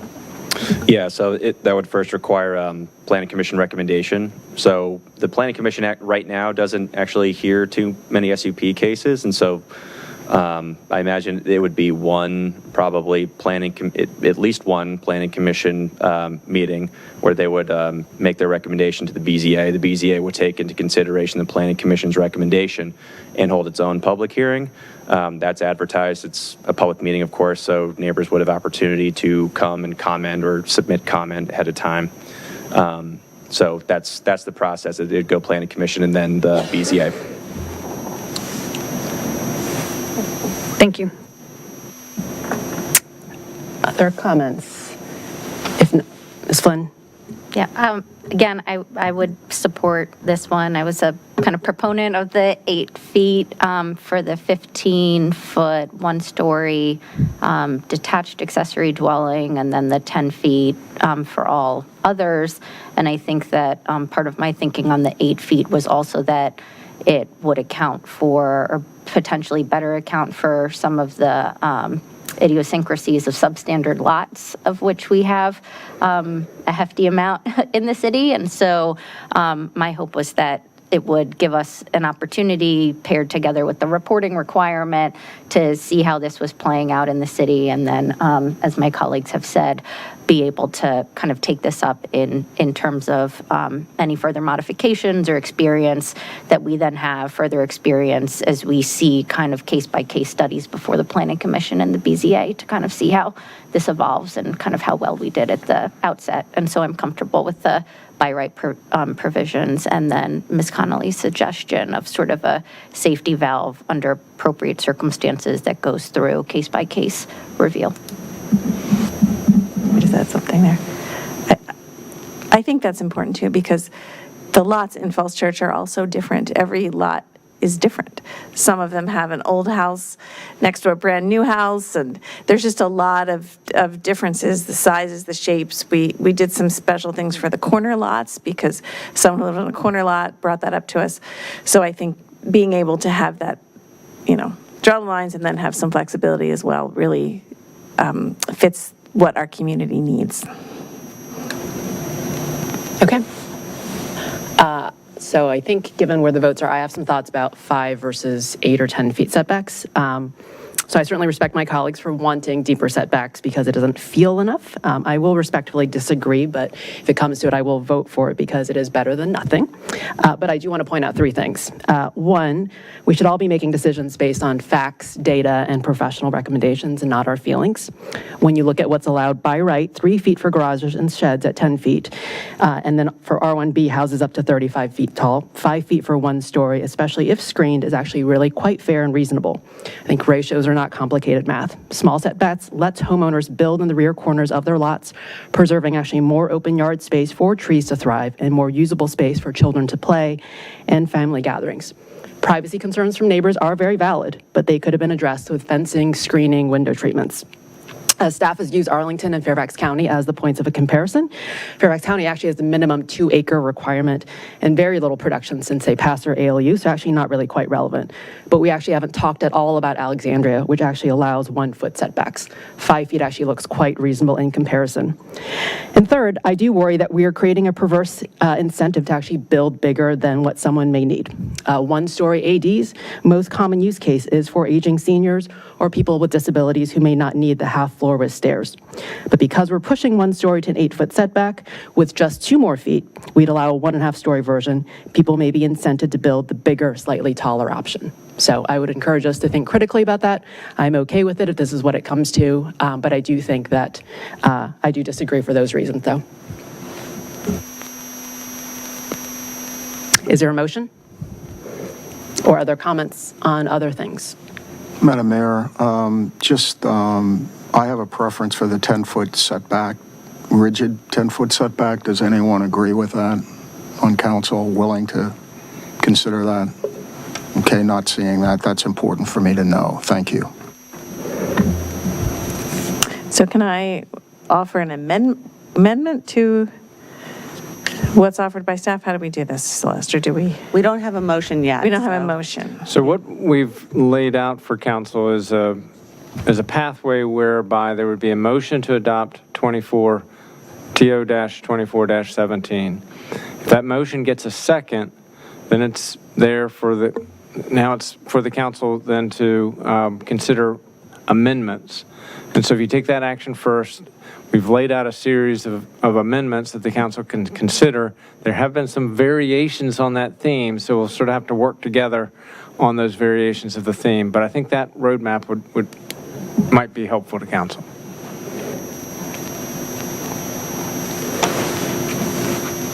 So, just to make a motion, right? So I move to adopt TO 24-17. Second. There's Ms. Downs on the second. Now, is there amendment to that motion?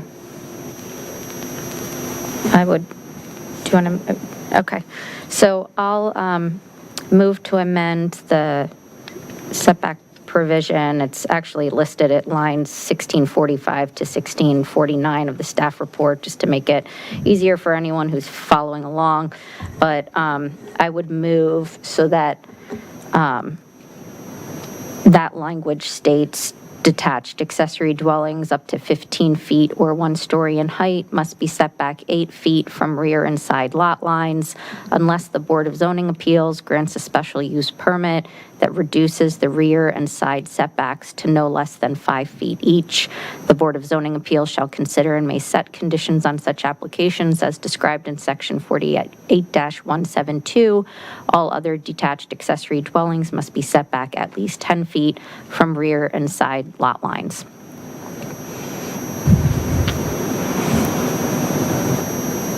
So there was an amendment. I didn't hear a second on that amendment yet. Can I second that? Ms. Downs seconded the original motion. We need a second on Ms. Flynn's amendment. Is there a second? Can I second that, or because it's my motion? Okay. I think so. Okay, so I'll second that. Okay. Ms. Connolly in the second. So did you want to call the vote on The amendment. the We amendment? need to call vote on the amendment first and then back to the motion, right? Correct. Are we ready for that? Okay, let's call the vote. Yes. Is that a yes? That's a Okay. yes for me. Ms. Conley? Yes. Ms. Downs? Yes. Ms. Flynn? Yes. Ms. Shantz-Hiscott? Yes. Mr. Snyder? Yeah. Ms. Underhill? Yes. Mayor Hardy? Yes. Motion carries 7-0. Now back to the original motion. And so now we'll call the final No. original motion. There were some Unless- other amendments here that were provided by Mr. Shields. So with that, with amendment motion number 1 having been passed, motion number 2 is probably irrelevant at this point, so that one we would skip. Motion 3 relates to the ownership question. I don't know if that has a, someone who wants to make that motion, or if it has a second. Then motion 4 relates to basement. That may not have a motion or a second. And then motion 5 relates to a cap on 10 in the first year, and that would be the amendment there. That may not, at this point, need a motion or a second at this point either. But those are the ones that are listed. And then if council wants to think about those, and then we'll move that page aside and then consider the remainder of the Flynn requests. Could I ask for a point of order just of the city attorney? So if we take up the motion, so if we have a motion and a second, at that point in time, we can have discussion on the motion before we do roll call on the motion, correct? Correct. Okay. Actually, just, or can we discuss some of these without having them on the table and then decide which ones to move forward with and which ones not to, so that we can do it smoothly? I think so. Yeah, I'd like them to be included as an entire basket of, so we know what the totality of the conversation is. Yeah. Does that make sense? Okay, who wants to raise something first? Just for the motion 3, this one doesn't seem to address the underlying issue. You know, and I see that possibly having more negative consequences, specifically because if a home builder were to purchase a property, they would be stuck only building a large single-family home. They wouldn't be able to build an accessory dwelling unit. And so if they were to then sell it to a family, that very much restricts the types of houses that do get built in Falls Church. And so that doesn't seem to address the underlying issue that I think it was intended to address. The other point is that a lot of times when we have seen ADUs approved in localities. The people that do take up building them tend to be local, smaller home builders.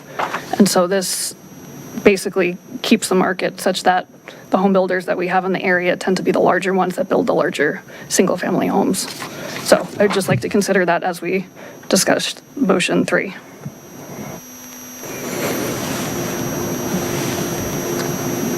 Any comments on that one?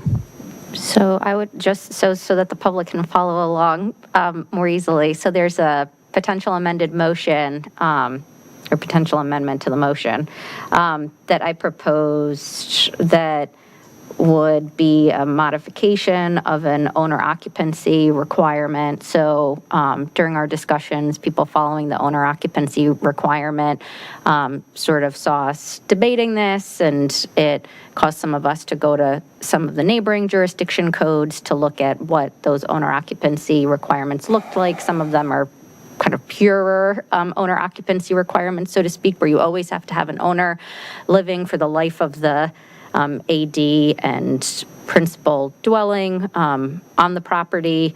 And then Alexandria actually has a kind of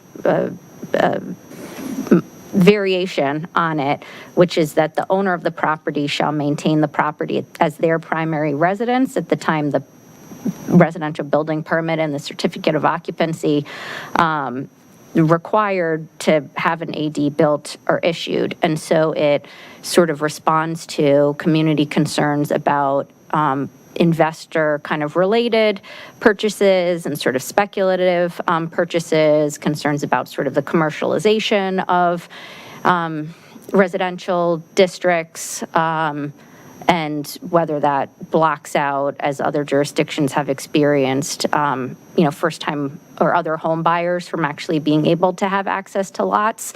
And so it does that without sort of imposing the life of the property restrictions that make it sometimes more burdensome, and the things we've heard about, does that bring, perpetuate kind of bias views of renters?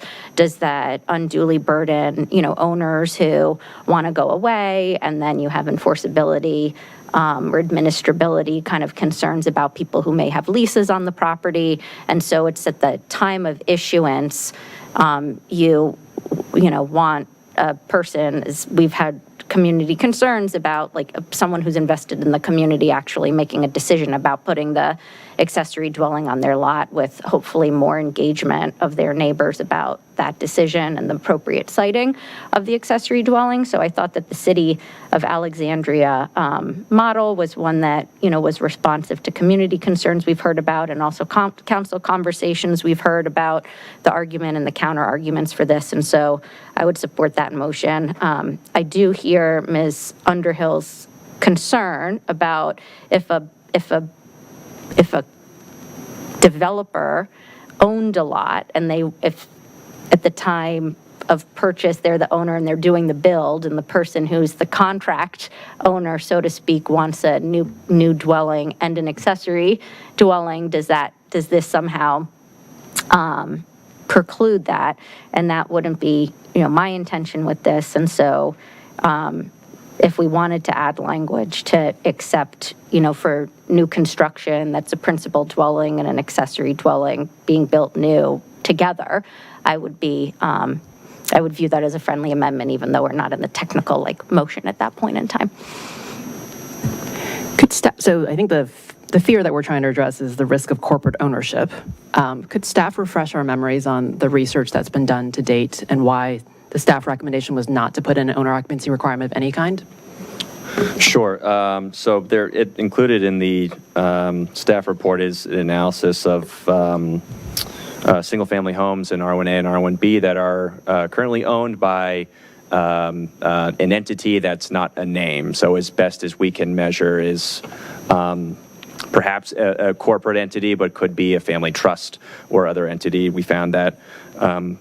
I could find the exact section here, but I think it was about 2 or 3% of all single-family homes in those districts were owned by such an entity, and that of the properties that were owned under such an entity, no more than, I think, 2 or 3 properties were owned under the same name. So if there was a corporate entity, there, it owned only 2 or 3 properties in those districts. And so kind of looking at that data is, it kind of gave us a snapshot of what the current conditions are under corporate ownership. And so that led to the recommendation in council with the city attorney's council on the legality issues or concerns around such a requirement. The fact that right now corporate owners are not buying up and snapping up single-family homes. The boogeyman of the black rocks are really not happening here because I think the ROI, based on how expensive land is here, hasn't really netted out for people to be able to rent something out. Okay.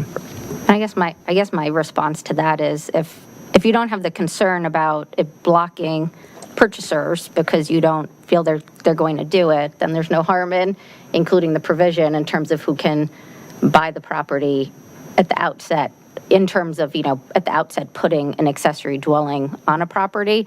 And I think that, the spirit of this is responsiveness to community concern about a one-way ratchet, that we don't do something unnecessarily and take owner occupancy off the table at this point in time, and then leave ourselves without the option of imposing something like this going forward when it would be more difficult to do so. And as I said, I view this as sort of the permissive variation of owner, primary resident applicant without the restrictions of the pure owner occupancy requirements that have, raised legitimate counter arguments on the other side. Okay, so there was a motion, I think a friendly amendment. Do we have a motion to do 3? I don't think we've done a motion yet. Did we get a motion in, or we were just talking about it? Okay, so is there a motion? Yeah, I'll move to amend TO 2417 by altering 48-1223 by inserting a new standard between number 2 and number 3, and renumber the list that follows accordingly, with the new standard to read as follows. Quote, "The owner of the property shall maintain the property as their primary residence at the time the permit and certificate required by subsections 1 and 2 above are issued." I would like to make a friendly amendment to exempt new builds.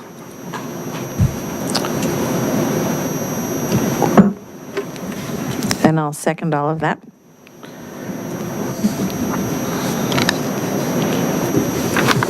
Okay, so I think we have a... Can somebody read the new language that was inserted? Not the entire thing, but Ms. Underhill? I might look to Aaron to add this language, but it would be specifically exempting new builds from the occupancy requirements. And so how I would would that? accept that. I would accept that as a friendly amendment. I made the motion. I accept that as a friendly amendment. Would the section You're asking read? how it would read? Yeah. So Yeah, I could you think- just say with the exception of new So I think it would be above or issued except for new new construction. construction where the principal dwelling and accessory dwelling are built together at that time. Did that help, Ms. Heath, or do you need this? Okay. I've got it. So it was moved by Mr. Snyder and seconded by Ms. Connolly. Ready to call the roll? Ready? Ms. Conley? Yes. Ms. Downs? Yes. Ms. Flynn? Yes? Ms. Shawn-Siskott? Yes. Mr. Snyder? Yes. Ms. Underhill? Yes. Mayor Hardy? No. Motion carries 6-1. Thank you, council. Any more motions? I had a motion just to clarify on the rear yard coverage requirement. I think it was our intention, the council had, Planning Commission had moved to eliminate the 30% rear yard coverage requirement cap. Council then reinserted that cap, so to speak, at 50%. And in reviewing the code language, I wanted to make a motion to just clarify that as I understood council's intent, it's for that, accessory structures would still be in the aggregate no more than 30% of the minimum rear yard, but that you would have additional flexibility in the case of an accessory dwelling up to 50%. And so I would like to make a motion just so that we don't move to a system in which, we have sheds and garages taking up 50% of the rear yard, as opposed to allowing that flexibility in order to accommodate housing that we're seeking to promote in the city through this ordinance. Yeah, I think the intent of expanding the rear yard coverage was to allow for a second unit and not to allow super sheds. So I think that was the intent up here. So if you'd like to make that motion, we can, or amendment to the motion. So I would, what are we doing? Move to amend TO 24-17.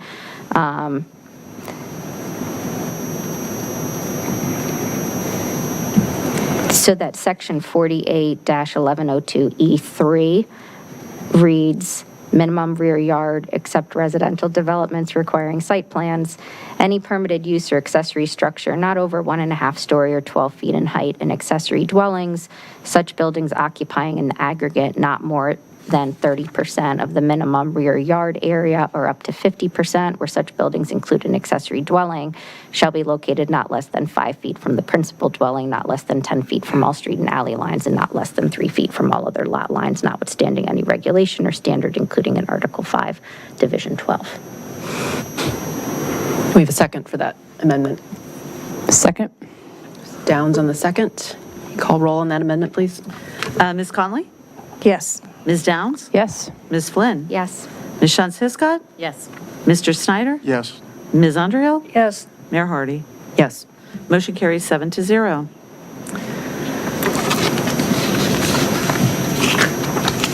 Other amendments? Do we need to No furthers? amend we had asked for reporting once a year, and now we had talked about increasing that for the first 3 years. I don't know if we need to say specifically what we want in that reporting. Go ahead. Just on that topic, I do have a quick question. Is it possible for the permitting office to collect information on people that would have preferred to go to 5 feet, or to actually have some sort of data collection knowing what people would have done had the setback not been capped? So, yeah, it's common to have a pre-development meeting when an applicant comes in and says, I want to do this, tell me how to do it. Is it possible? That's a common thing. And so in those conversations, we do kind of get a gist of like what regulations tend not to work for folks in different realms. I mean, the commercial parking that the council considered back in October was a result of some of those conversations where the zoning staff, picked up on a pattern of applicants being turned away from something that would otherwise benefit the city because of a really specific zoning question. So in those kind of meetings, I think that's where that would get picked up. It's something that, I can talk to the folks at the front lines, the zoning permit counter, and our zoning staff about if they have any other ideas about how to kind of get that information from folks that maybe end up not submitting something tangible, but do perhaps express interest, so we can, again, kind of start identifying potential barriers in the future. Yeah, so I guess for any reporting that we have, it would be helpful, and so to actually direct them to collect that information.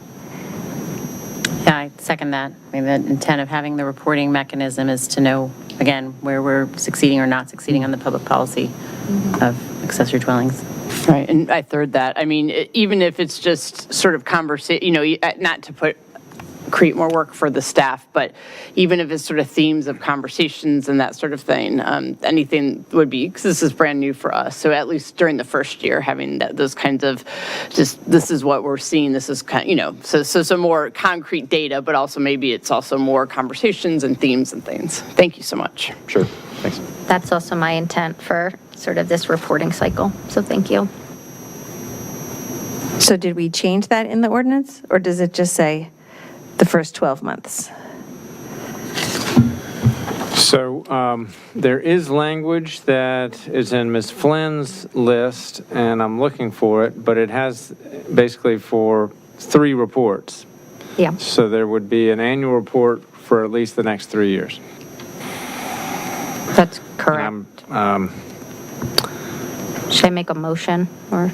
Okay, so I would move to amend the reporting language as currently drafted in the code to require reports every 12 months for the first 36 months. So the language would read, be it further ordained that the city adopt the ordinance codified in this section with the following restrictions.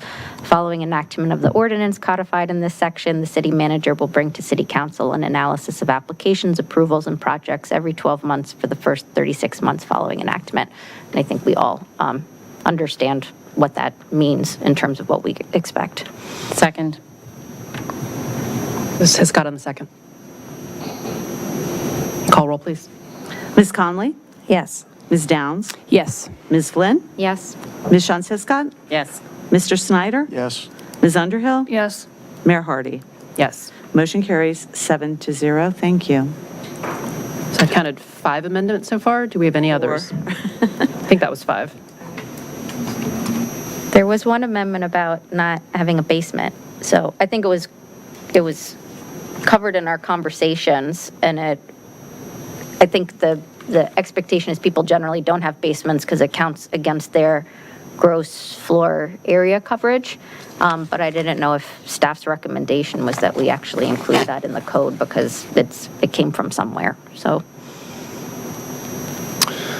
Well, that's right, council member. They would count towards the square footage. So it's not common that an accessory dwelling has a basement because, again, you want that above, space to take the most advantage of your limited square footage that you're allotted. And so I don't think a basement will be common for accessory dwellings. Another consideration is that, obviously a basement goes further down than your normal slab foundation, and so that can affect surrounding area trees. So that's another consideration. If the council desires to not permit basements wholesale, that could have benefits towards certain area trees that may be on the lot. But again, I don't think we're going to see a lot of applications that include basements anyway. I guess given Jack's response and some of the concerns we heard about critical root zone for trees and also whether neighbors who have trees on their lot line that could be affected by, 5 versus 8 versus 10-foot setback, I would go ahead and move to TO 24-17 by altering Section 48-1223 to insert a new standard between numbers 8 and 9 and renumbering the existing list with the new standard to read no detached accessory dwelling shall have a basement. Yeah, I think that if we're going to do no basements, this should be a discussion across all dwelling types and not penalizing accessory dwellings at this point in time. If you're not, because you can have it for an accessory structure, you can have it for a single-family home. If the point is to not have basements, then it should be no basements across all housing types. So I don't support removing it just for accessory dwellings. Other thoughts? I think there was a motion. I didn't hear a second yet. I'll second the motion just to get a vote on it. Okay, that's Mr. Snyder on the second. Any more discussion before we call a vote on this one? I'm also a little bit torn on basements because I think the tree root situation, I think, is important, but I also think there are different lots in Falls Church and different things work on different lots. So I don't know on this one. And this is by right. So you couldn't have an arborist come out and have the arborist say, oh, if you dig a basement here, you're going to kill these neighbors' trees. We couldn't. But remember, people could have a basement under their garage at 3 feet from the property line, and we're not saying you can't build a basement in that garage. Probably people don't. Right. We don't say that right now, which I think is Ms. Hiscott's point, right? I guess my feeling on it would be I would prefer to have this in the code, and I would prefer to have us put accessory structures on a cleanup list so that things 3 feet off the lot line don't have basements, and make that clear in the accessory structure sort of place elsewhere when we're coming back for other zoning cleanups that you often do kind of annually. So that's my view on it, but it's fine. Other thoughts, or are we going to call for a vote on the Sixth Amendment? Okay, let's call for the, I think we're on 6, but It's fine. that was at 5. Close. Let's call for the vote anyway. Okay. Ms. Conley? No. Ms. Downs? No. Ms. Flynn? Yes. Ms. Shantz Hiscott? No. Mr. Snyder? Yes. Ms. Underhill? No. Mayor Hardy? No. Motion fails 2-5. Thank But- you. And again, just reminding, thank you, Mr. Trainer, because this probably won't be very common anyway, so thank you. Okay. And so, are there Are the there other amendments amendments? are finished? Are we done with amendments, or do we have any more discussion on the original motion that's on the table with all the amendments before we call for a vote? Or closing comments from anybody before we vote? Okay, Vice Mayor? Yeah, I just wanted to share a few words. I wanted to begin by extending my sincere thanks to our dedicated city staff. You guys have worked incredibly hard and taken in a ton of feedback, and I feel really listened and provided lots of data and lots of information on why you made the decisions and recommendations you did. Planning Commission as well. I'd like to thank our engaged community members. There are so many people who came out and provided, a range of comments. I thank each and every one of you for sharing your experiences and your opinions.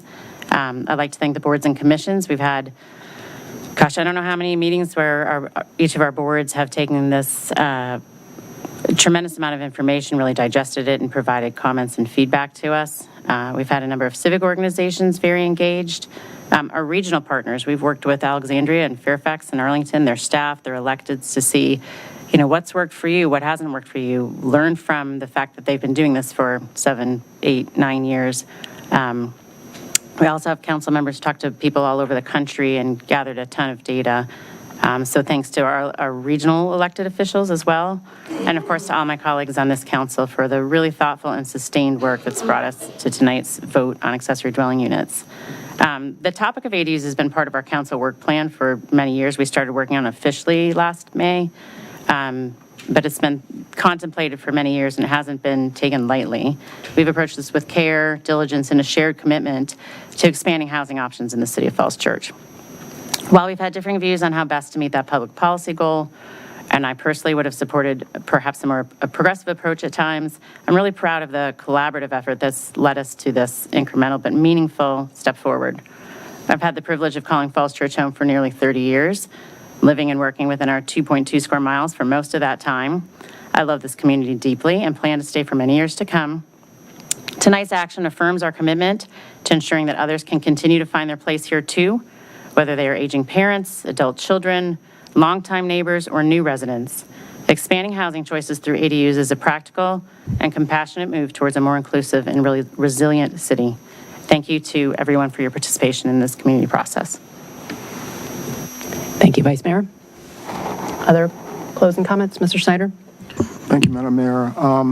I do appreciate all the work that's gone into this, and I appreciate the effort on the part of each and every council member to listen to what the citizens had to say and to find a middle but still effective road.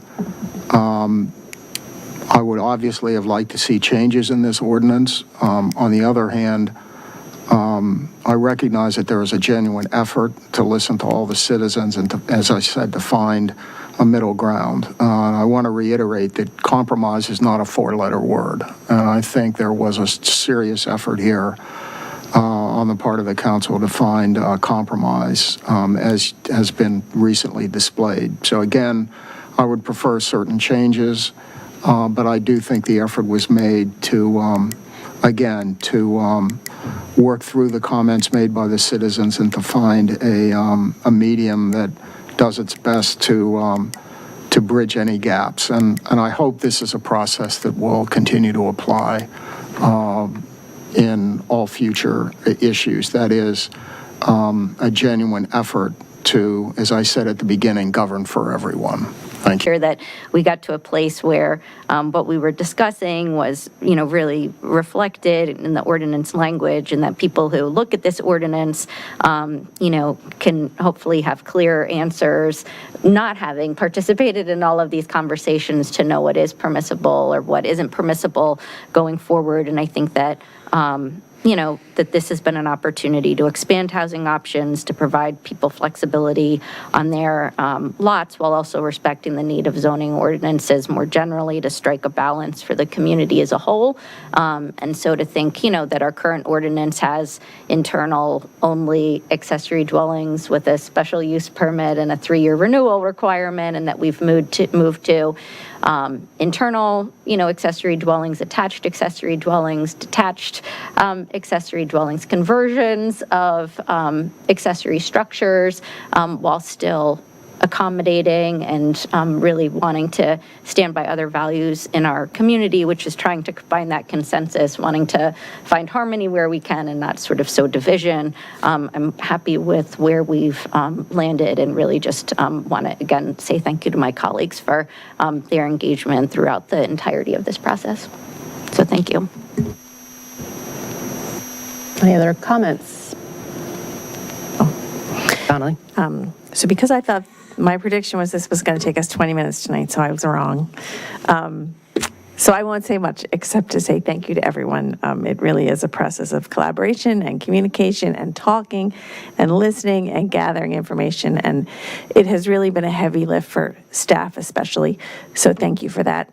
Thank you to all the community members who have commented and stuck with us from the beginning. I know many of you were here at that very first meeting, or even the meeting before the very first meeting that VPAS held like a year and a half ago. So I thank everyone for really sticking with us, being involved, and I do think we've come up with something that that we've all collaborated on, which means not everyone's perfectly happy, but I think we're in a good place. So thank you all. I'll just jump onto that. I as I'm looking at all my colleagues in my brain, I'm thinking, I know she compromised on that. I know he compromised on that. I know so it really is none, we all worked together, and we all made concessions and listened to each other, and, tried to find that middle ground. So I'm just, sounds a little hokey, but I am very proud of us. I think we did a great job. And thank you again, Mr. Trainer. The amount of work you put into this is just incredible. And Ms. Gillette and Mr. Shields and all the staff that's helped support us. Again, we couldn't have done it without your support. So thank you.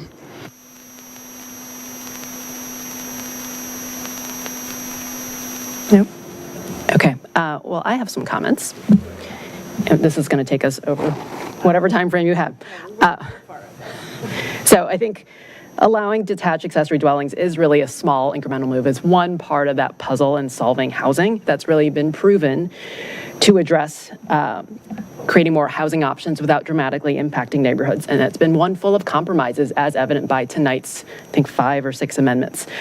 Tonight, I actually want to talk about the wins, and 3 in particular that I want all of us up here in the community to really take to heart. The first one is about the process. While it's been in our work plan and long-range plan for many years, last spring we set out a schedule on how to get this done in a year with deliberate process, a lot of community engagement, time for council and staff iterations. That is a success, and the speed of addressing a long-standing topic that people all around us have adopted is one we should apply to all of our problems. We are not in elected office to deliberate endlessly and not study things to death. We are elected to solve issues and improve the quality of life for our residents, current and future. The second win, clearly, Jack, this is well researched, and we should be learning from others quickly, so thank you for making that possible. This is not an exotic and new thing, and so thanks to Jack, Sally, and the team for the really thorough and professional research and showing how we can learn best practices from other communities where this has worked and where they've iterated over time, and for our Planning Commission for their very thoughtful work in weighing this for us, and the extensive community engagement process. You've drafted thoughtful proposals to us each time, showing us the changes each time for us to consider, and kept us moving forward, so thank you. The third, the actual rules I think are a win.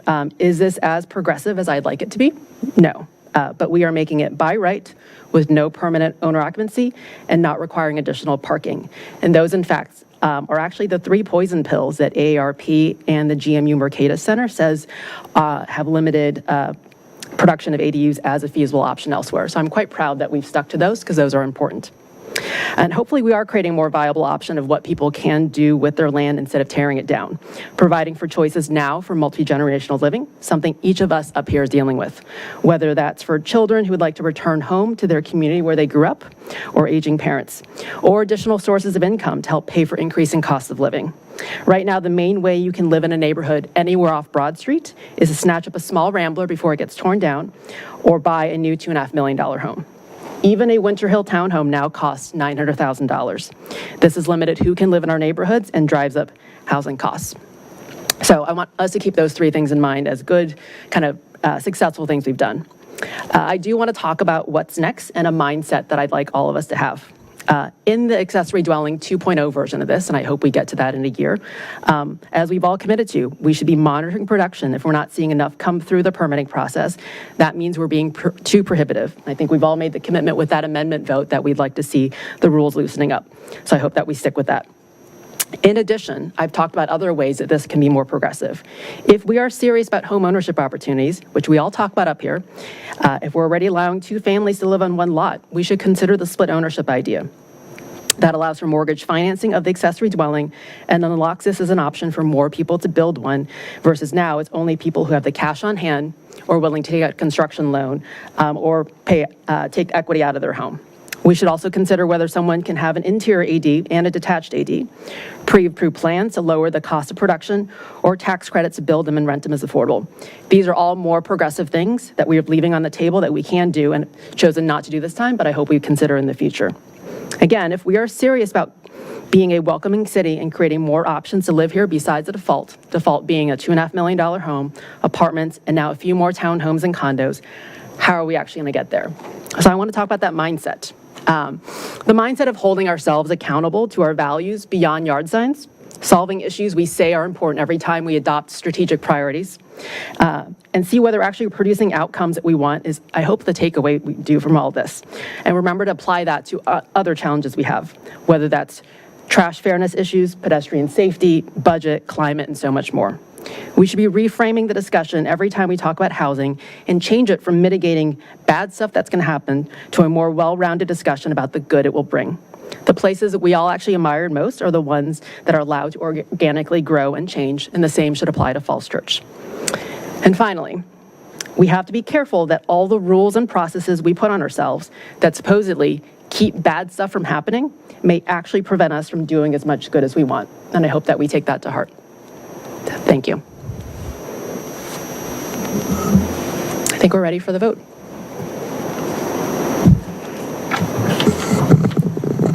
I move to adopt TO. Go ahead. Oh, I think we had a motion. We actually have the original motion, and so you've amended that. So what you're voting on now is the original motion with all the amendments. 5 amendments ago, we already had a motion. So do we have to Would you say like me to recap the amendments, or does that? Okay, everybody's like, no, thank you. All right, so we're ready to vote? Yes, please call roll. Okay, Ms. Conley? Yes. Ms. Downs? Yes. Ms. Flynn? Yes. Ms. Shantz-Hiscod? Yes. Mr. Snyder? Yes. Ms. Underhill? Yes. And Mayor Hardy? Yes.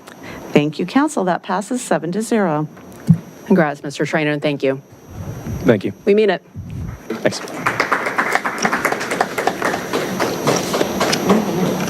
So it is 10 to 10. Do people want to take a break before we get to the other items? Or are we ready to keep going?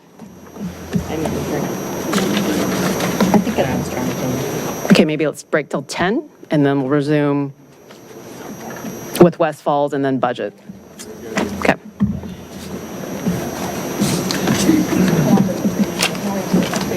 That's a lot more than I thought. I said it would take 20 to 30 minutes.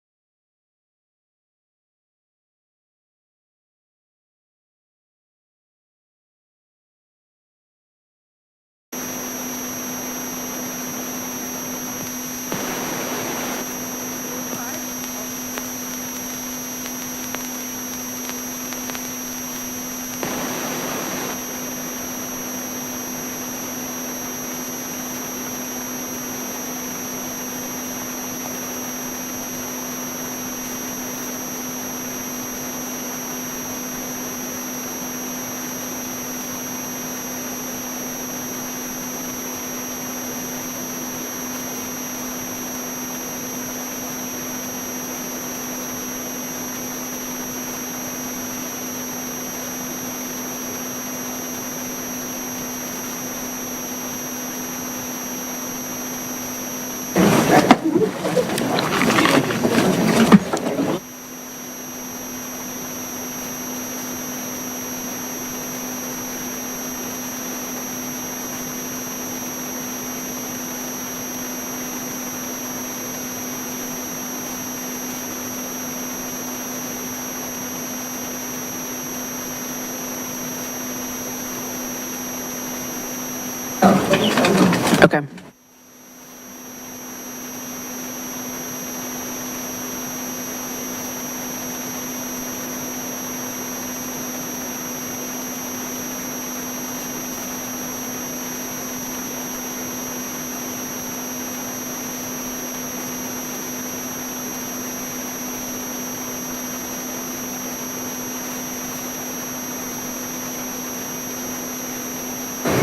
Okay, welcome back.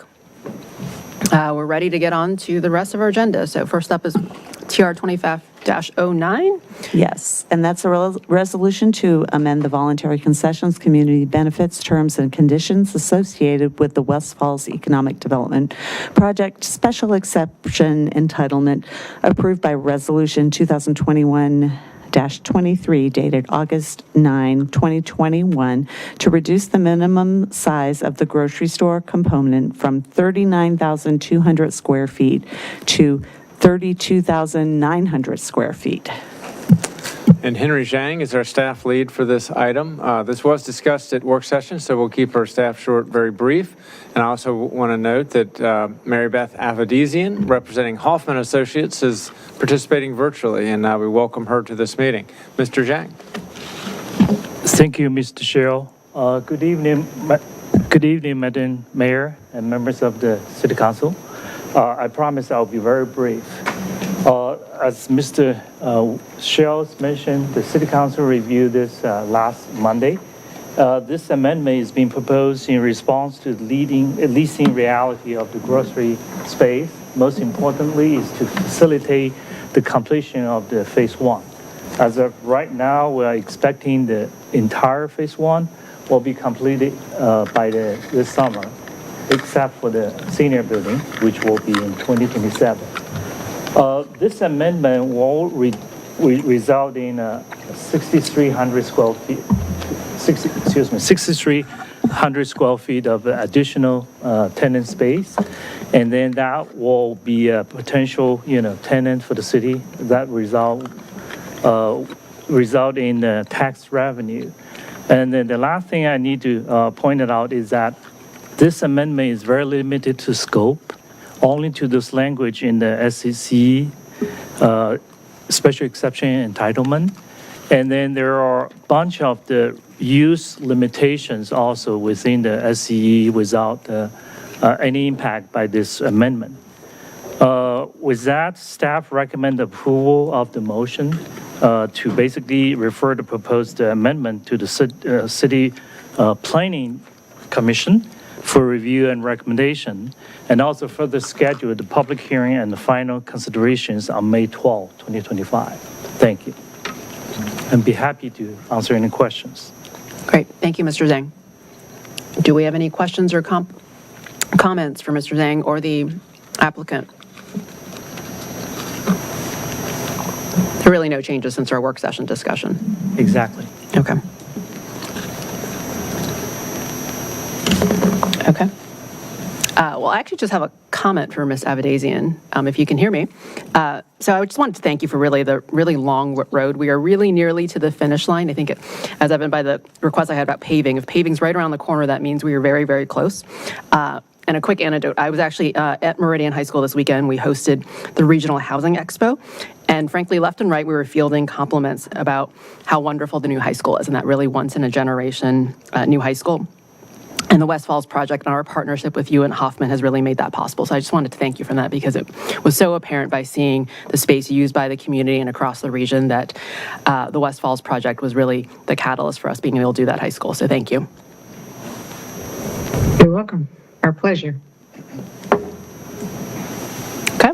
Madam Mayor, just one additional comment. I've been critical in the past of developer requests to change fundamentals that had been agreed to without some offsetting benefit for the city. I don't think that's the case here. I think they've made a good faith effort here to provide the fundamental that was bargained for, which is the grocery store, and then it provided a reasonable way forward for the additional square footage. So I just wanted to make that comment and thank Hoffman for this. I've not been that supportive of changes Hoffman has made in the past, but this one I think has the elements of a good resolution. So pleased to support it.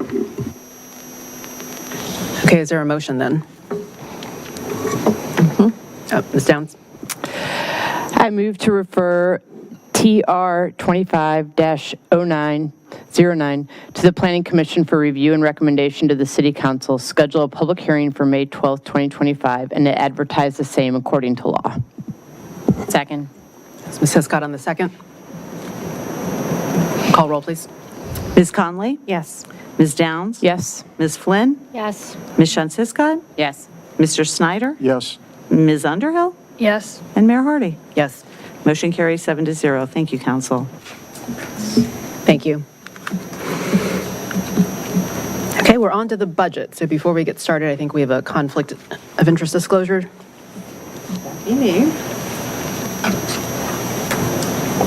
The City Council is discussing the FY26 budget for the City of Falls Church.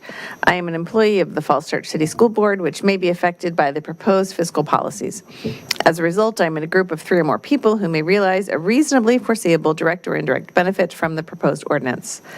After consideration, I am electing to participate in this transaction because I'm confident in my ability to participate fairly, objectively, and in the public interest.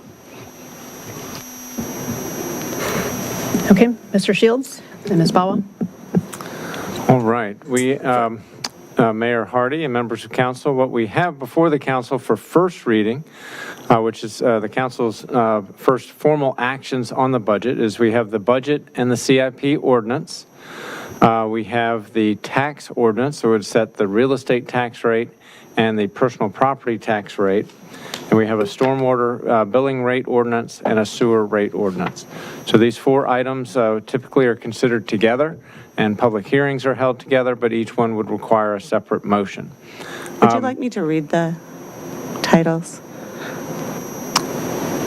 I think that's... Would you like me to read them all together?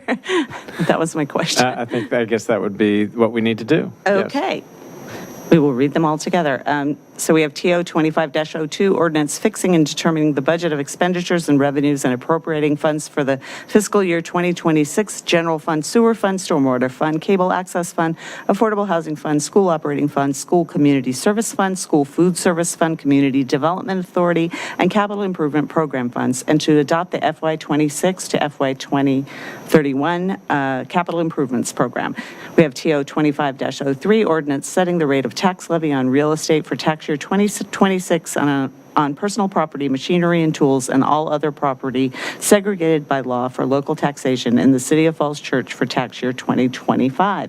We have TO 25-04, ordinance to set the stormwater utility billing unit rate in accordance with Chapter 42, Article 7 of the Code of the City of Falls Church, Virginia, as of July 1, 2025. And we have TO 25-05, ordinance to amend, reenact, and recodify Chapter 42, Utilities, to revise sewer rates and fees as of July 1, 2025.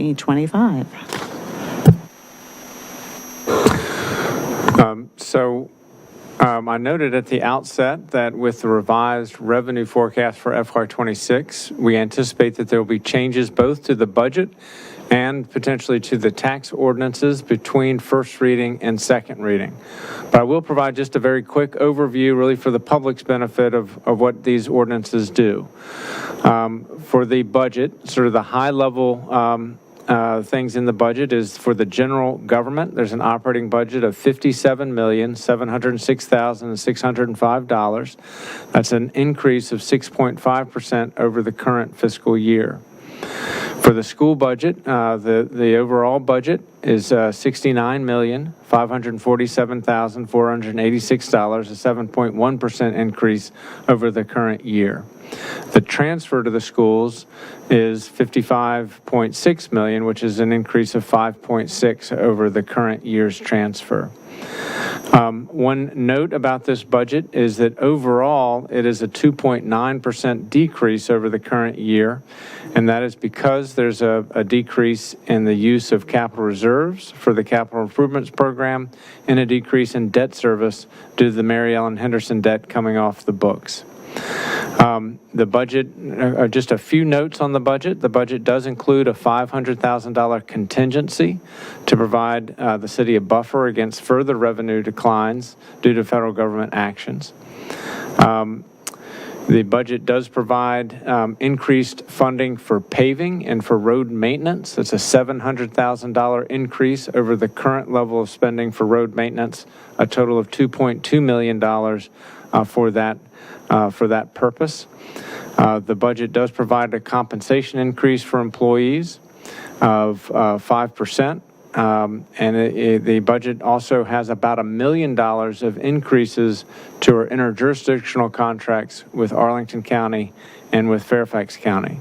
The last thing I'll say, just in terms of summary, the budget does include the capital improvements program, and for FY26, the capital improvements program, which is generally funded with one-time money, not really part of the operating budget so much, but that is a budget of $26.2 million, with the largest investments of $9 million in transportation improvements, mostly towards pedestrian safety and safety improvements for our streets. The other notable thing in the CIP is a $14 million appropriation in the sanitary sewer, which includes the detention vault in the amount of just over $10 million, which is based on our conceptual plans for that facility. The remainder of the spending in the sanitary sewer fund is for plant upgrades with our interjurisdictional partners. So that's a summary of some of the high-level things that are in the budget. With respect to the tax rate ordinance, then, shifting to that, what is proposed then for first reading is a real estate tax rate of $1.21. And we anticipate there'll be council discussion about that number for first reading. There is a proposed personal property rate for the business tangible component of personal property at $5 per $100 of assessed value. And what is before the council is a rate of $4.80 per $100 of assessed value for cars, the car tax. Those personal property rate changes that are shown in here are unchanged relative to 2027. The last thing I will note with respect to the other two ordinances for the stormwater fund, there is a request, a staff request for a increase in the stormwater fee that would address for just normal inflationary growth. And so that's a 2.7% increase in the fee, and that would cost the average homeowner about $10 per year in terms of that increase. And then similarly in the sanitary sewer fund, a 2.7% increase, and that would have on average for the average ratepayer in the city or homeowner in the city an increase of $14 per year if that rate increase is enacted. So I will stop there and be happy to answer any questions. Ms. Bawa as well. In the packet are responses to questions that council has had so far, and we'd be happy to answer any follow-up questions on that information as well. Okay, thank you. So given that it's first reading tonight, it's the quick sum up is that tonight's the ceiling. As we continue deliberating between now and May 12th, we have the opportunity to go down but not go up. So I think in Budget and Finance, where many of us were there already, we discussed not just using real estate, but making sure we think about other revenue levers as well as other things on the expense side. And so I expect maybe in the work session, we'll have a more thorough discussion about what those options are to close the gap on this new $1.2 million shortfall, given where sales and meals tax are. Is that like a fair kind of what tonight is and what the coming work session will be about? Okay. How people feel about keeping the real estate flat at $1.21 and not the 2.5 cent as originally contemplated. Vice Mayor Hiscott. Yeah, I think that I'm happy to take the recommendation of staff to keep it as the ceiling of where we're going, but just want to put on record that I'm still interested in getting to the point that we were discussing before, if possible, and that might require some, looking at where increased revenues are, as well as decreasing some expenses that we've already outlined in order to enact a tax rate reduction. But I understand that there are a lot of data still out there. We might have more information, might need to increase the tax rate from that 118.5 we discussed before between now and May. So I'd be in support of it, but just want to also reiterate the fact that, and I think Mr. Shields mentioned in his opening, that many of us are interested in reducing the tax rate and the tax burden, because as we know, the tax rate is one thing, but with the net of what residents are actually paying is what they really notice and what they care about at the end of the day. So thanks. On that note, could we bring up that section of the budget Q&A, because I do think that was valuable, not just benchmarking our tax rates, but what the net impact is based on AVs across the region. Because while 2.5 cents sounds like a big deal, when you actually look at the actual impact once you compare AV numbers, it's because our AVs grow so much that 2.5 cents doesn't do as much as you think it does. We keep scrolling. I think it's...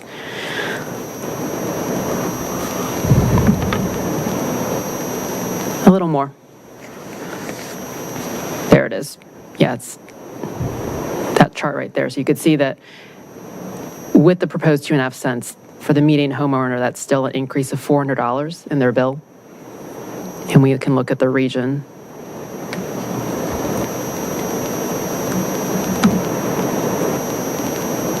Thank you, Ms. Bawa, for doing these budget Q&As. I do think that's one of the most valuable things that we do during budget is capturing all the questions that we ask and providing responses on paper. Okay, other thoughts? Ms. Underhill? Given that this is the maximum that we can tax, I would be in favor of amending the vehicle tax rate back to $5. And again, that could be something as we look at our budget, as we look at our road paving needs and other things, we can decide to bring that back down. But for this budget, I would be in favor of bringing that back to pre-COVID levels. I would agree with Ms. Underhill on that. Can we bring the Q&A to look at the benchmark personal property tax rates? Because I think there's a Q&A for that too. Just so we all can see the chart.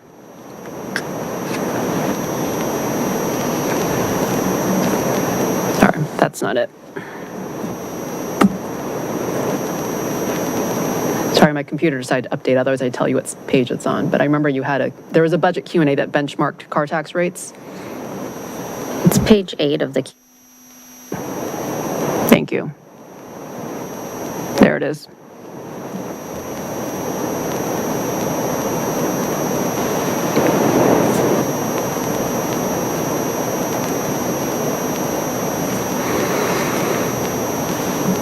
Okay. I'd be in support of Justine and Laura as well, putting a ceiling on that. You could bring it down, but you can't bring it back up. And that 20 cents gets us, looks like 280,000 of revenue. Is that correct, Ms. Bawa? That's correct. So not quite half a penny.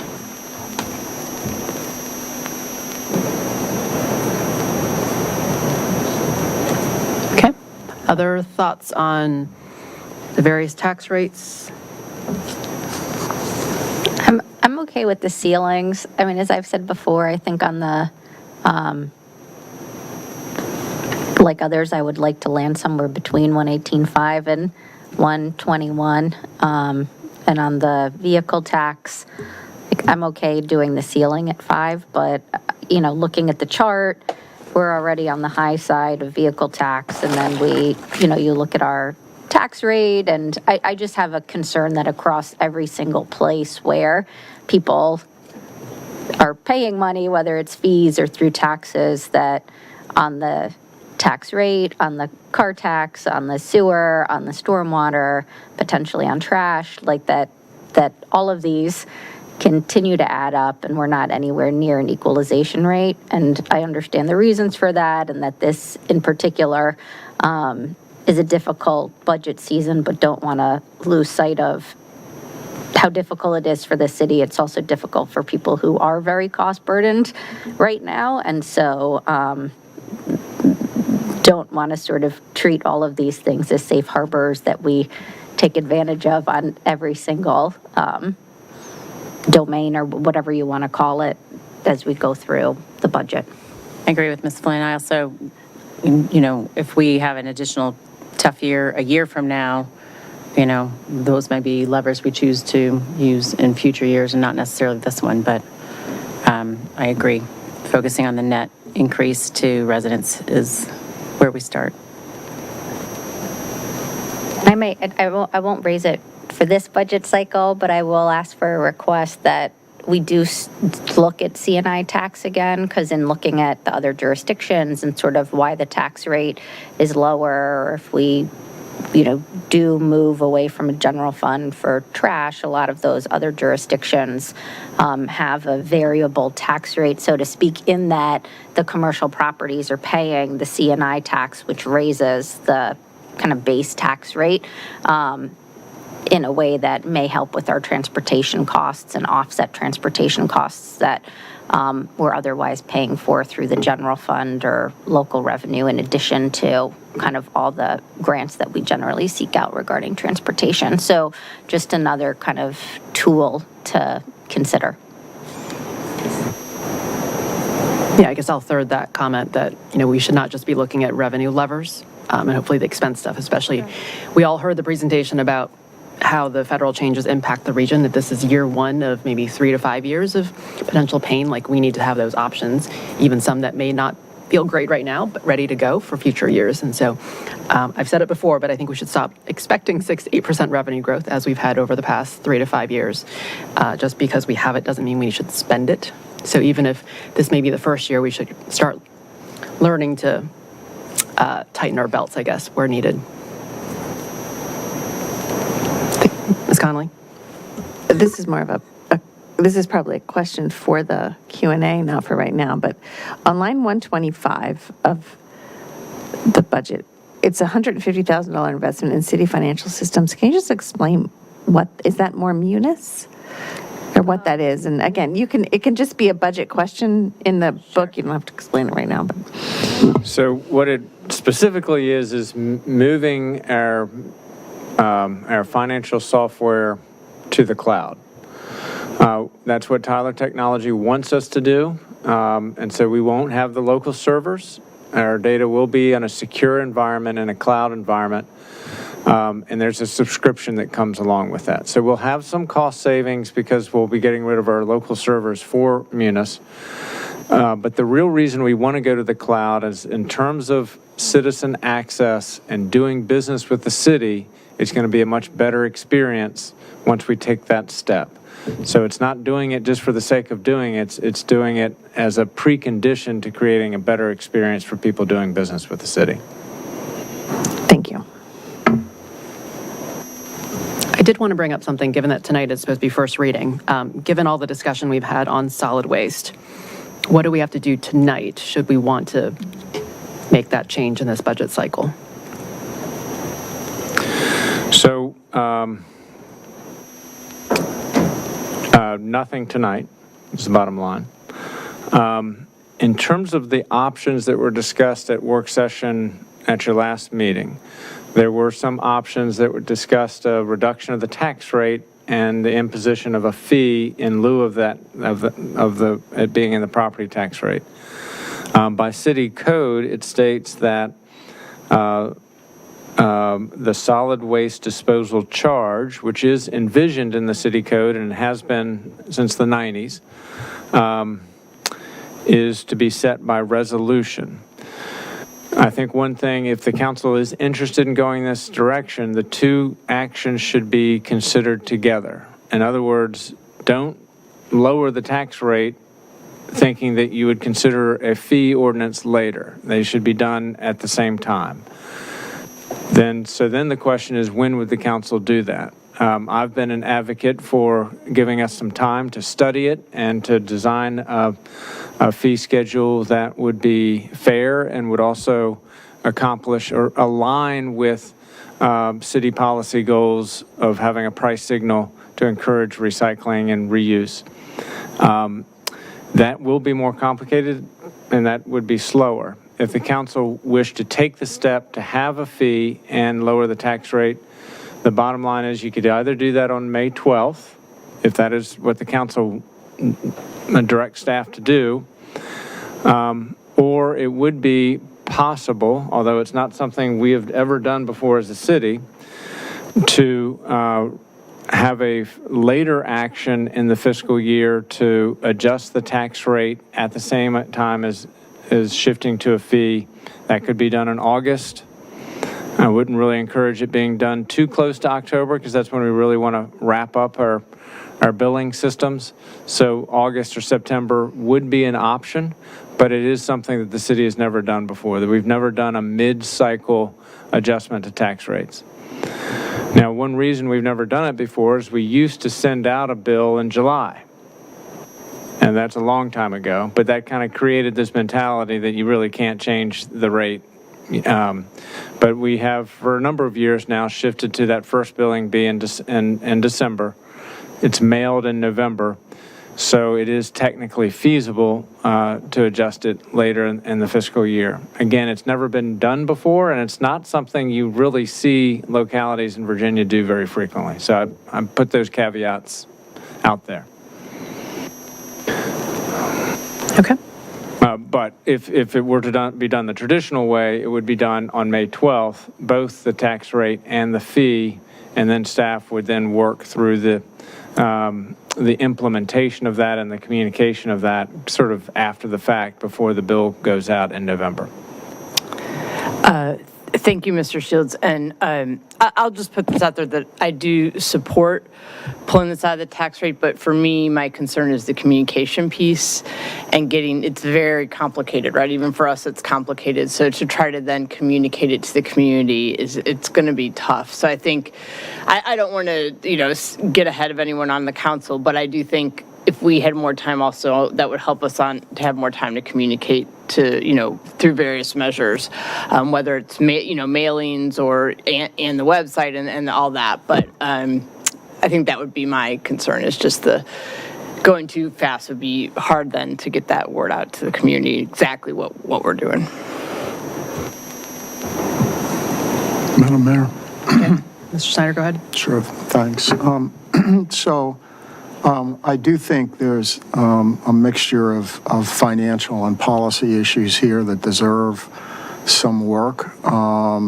I think we've not heard from single-family homeowners. I think to rush a decision would unnecessarily divide the community.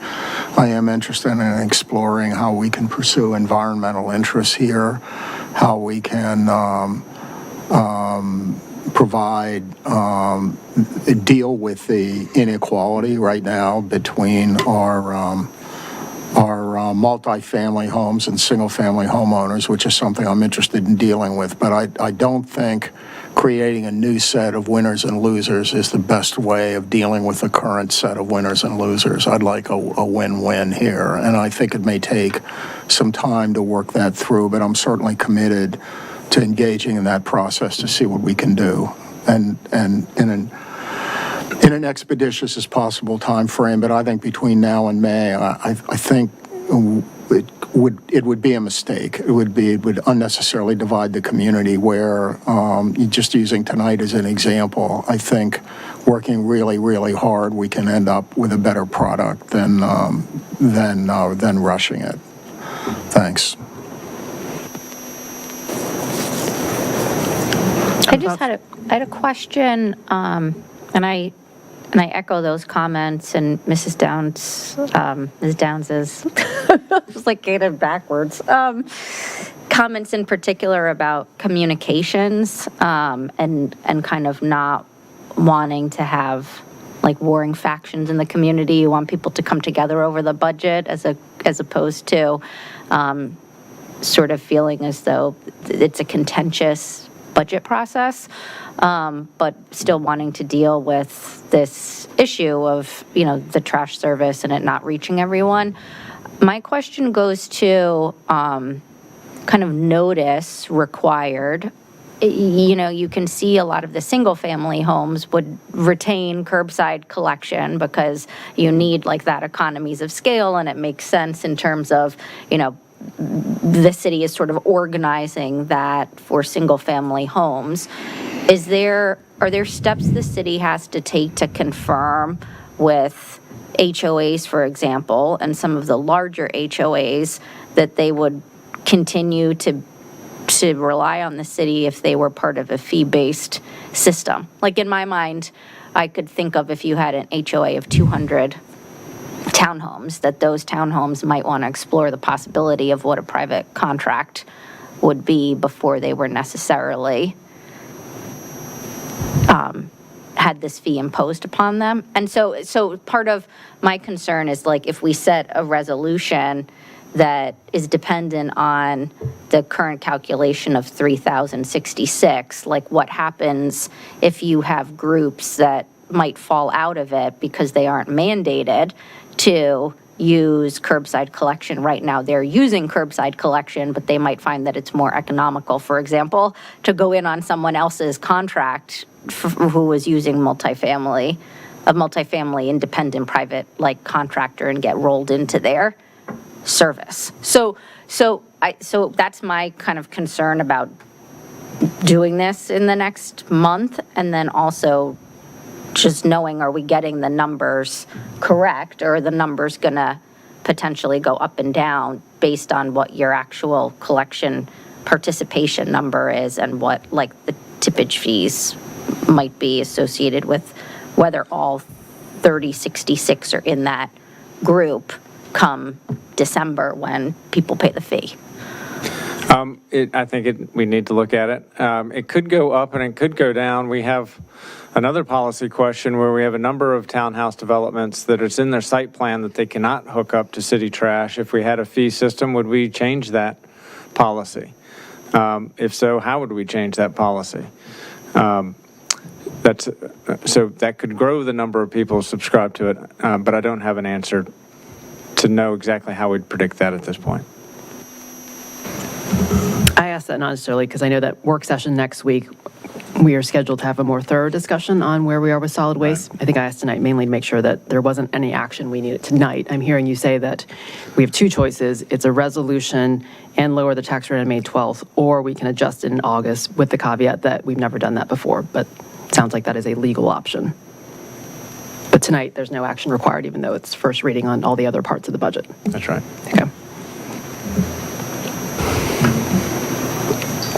Okay. So far, I think we heard one thing from Ms. Underhill to raise car tax to $5. Do we want to discuss anything else? Or are we ready to do motions? I'm ready to move Okay. on. I'll entertain a motion then. Should do a hearing. Have we done a hearing? I don't think we need to do a public hearing for this one, do we? I'm sorry. Do we need to do a public hearing for this one? No, this is first reading, and so your public hearings will be April 28th and May 12th. I think, you'll be setting them tonight. Okay, just wanted to make sure.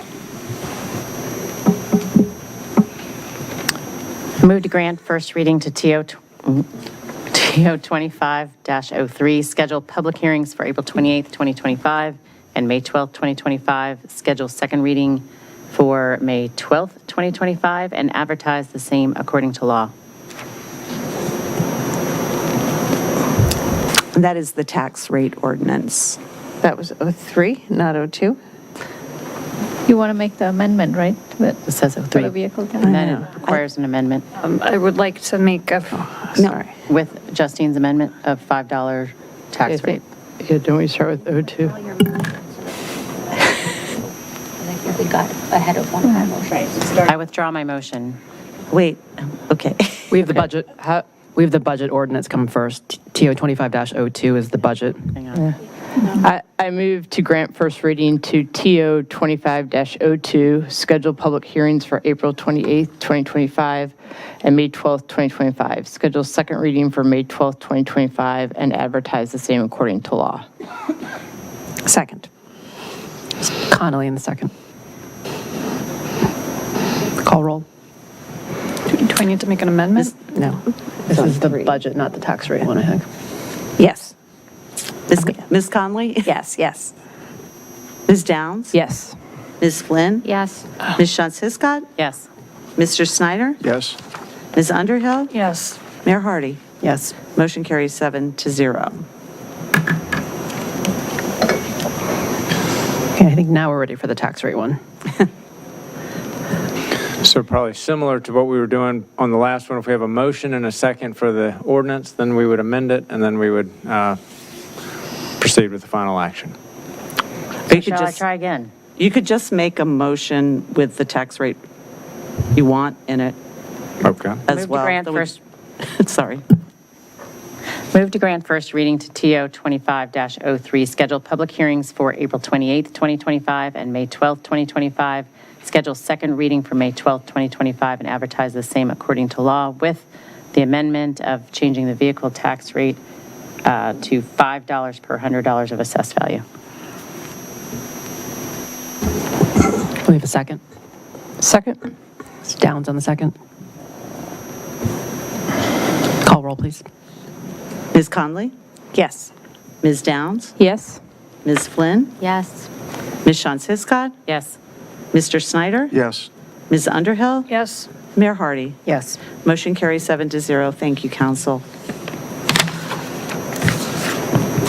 So we're on to the stormwater. I move to grant first reading to TO 25-04, schedule public hearings for April 28th, 2025, and May 12th, 2025. Schedule second reading for May 12th, 2025, and advertise the same according to law. We have a second. Second. Ms. Underhill on the second. Call roll, please. Ms. Conley? Yes. Ms. Downs? Yes. Ms. Flynn? Yes. Ms. Shantz Hiscott? Yes. Mr. Snyder? Yes. Ms. Underhill? Yes. Mayor Hardy? Yes. Motion carries 7-0. Thank you. Last one, sewer rates. Do we have a motion? Move to grant first reading to TO 25-05, schedule public hearings for April 28th, 2025, and May 12th, 2025. Schedule second reading for May 12th, 2025, and advertise the same according to law. Do we have a second? I'll second. Ms. Underhill on the second. Call roll, please. Ms. Conley? Yes. Ms. Downs? Yes. Ms. Flynn? Yes. Ms. Shantz Hiscott? Yes. Mr. Snyder? Yes. Ms. Underhill? Yes. Mayor Hardy? Yes. Motion carries 7-0. Thank you. Thank you, Ms. Bawa, Mr. Shields. Before you go, I actually had one budget request or one thing to go in the Q&A. Since we do such a nice job benchmarking various things, and we have the benefit of being about 3 weeks later than everyone else in budget, could we benchmark what salary raises and COLA changes are done across the region? Sure. I think it's, 60% of the general government budget and 80-some% of the school budget, so that's an important thing to keep in mind. Well, thank you. Mrs. Scott? And I may have missed it on the budget Q&A, but the question's still out there about staffing levels, general government and schools from 2017 when we had the highest pupil level through now, if we could also benchmark staffing levels.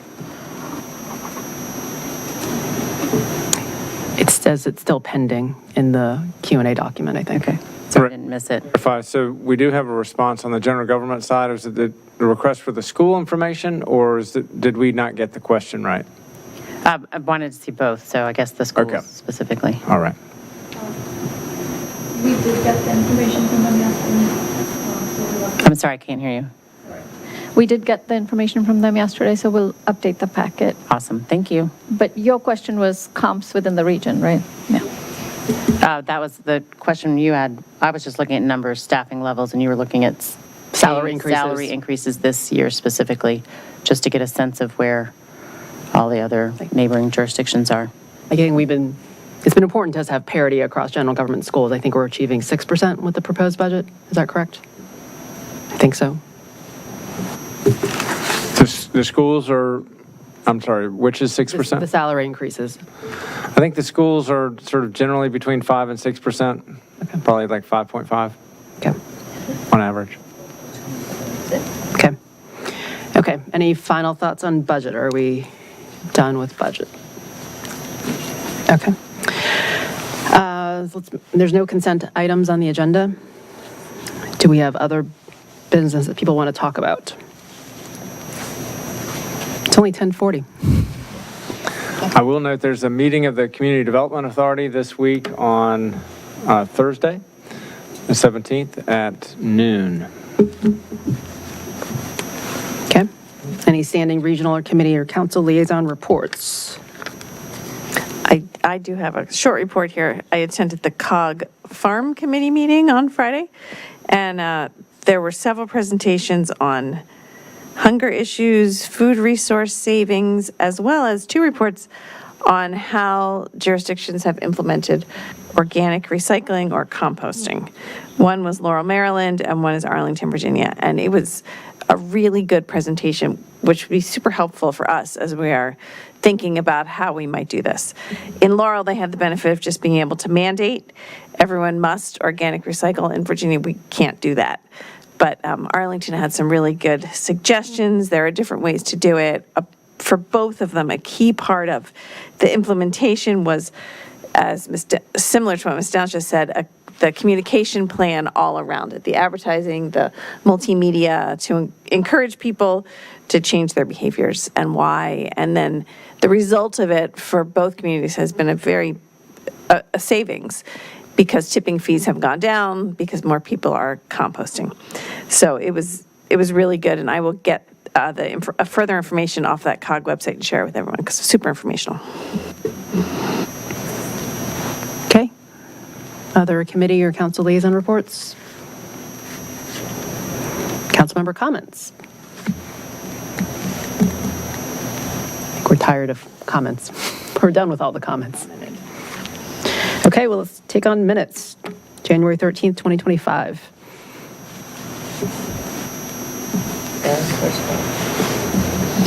Phil, you're missed. Does anyone have edits? Do we have a motion to Move to adopt? approve the minutes from January 13th, 2025. Second. Connolly in the second. All in favor? Aye. Any opposed? Minutes are approved.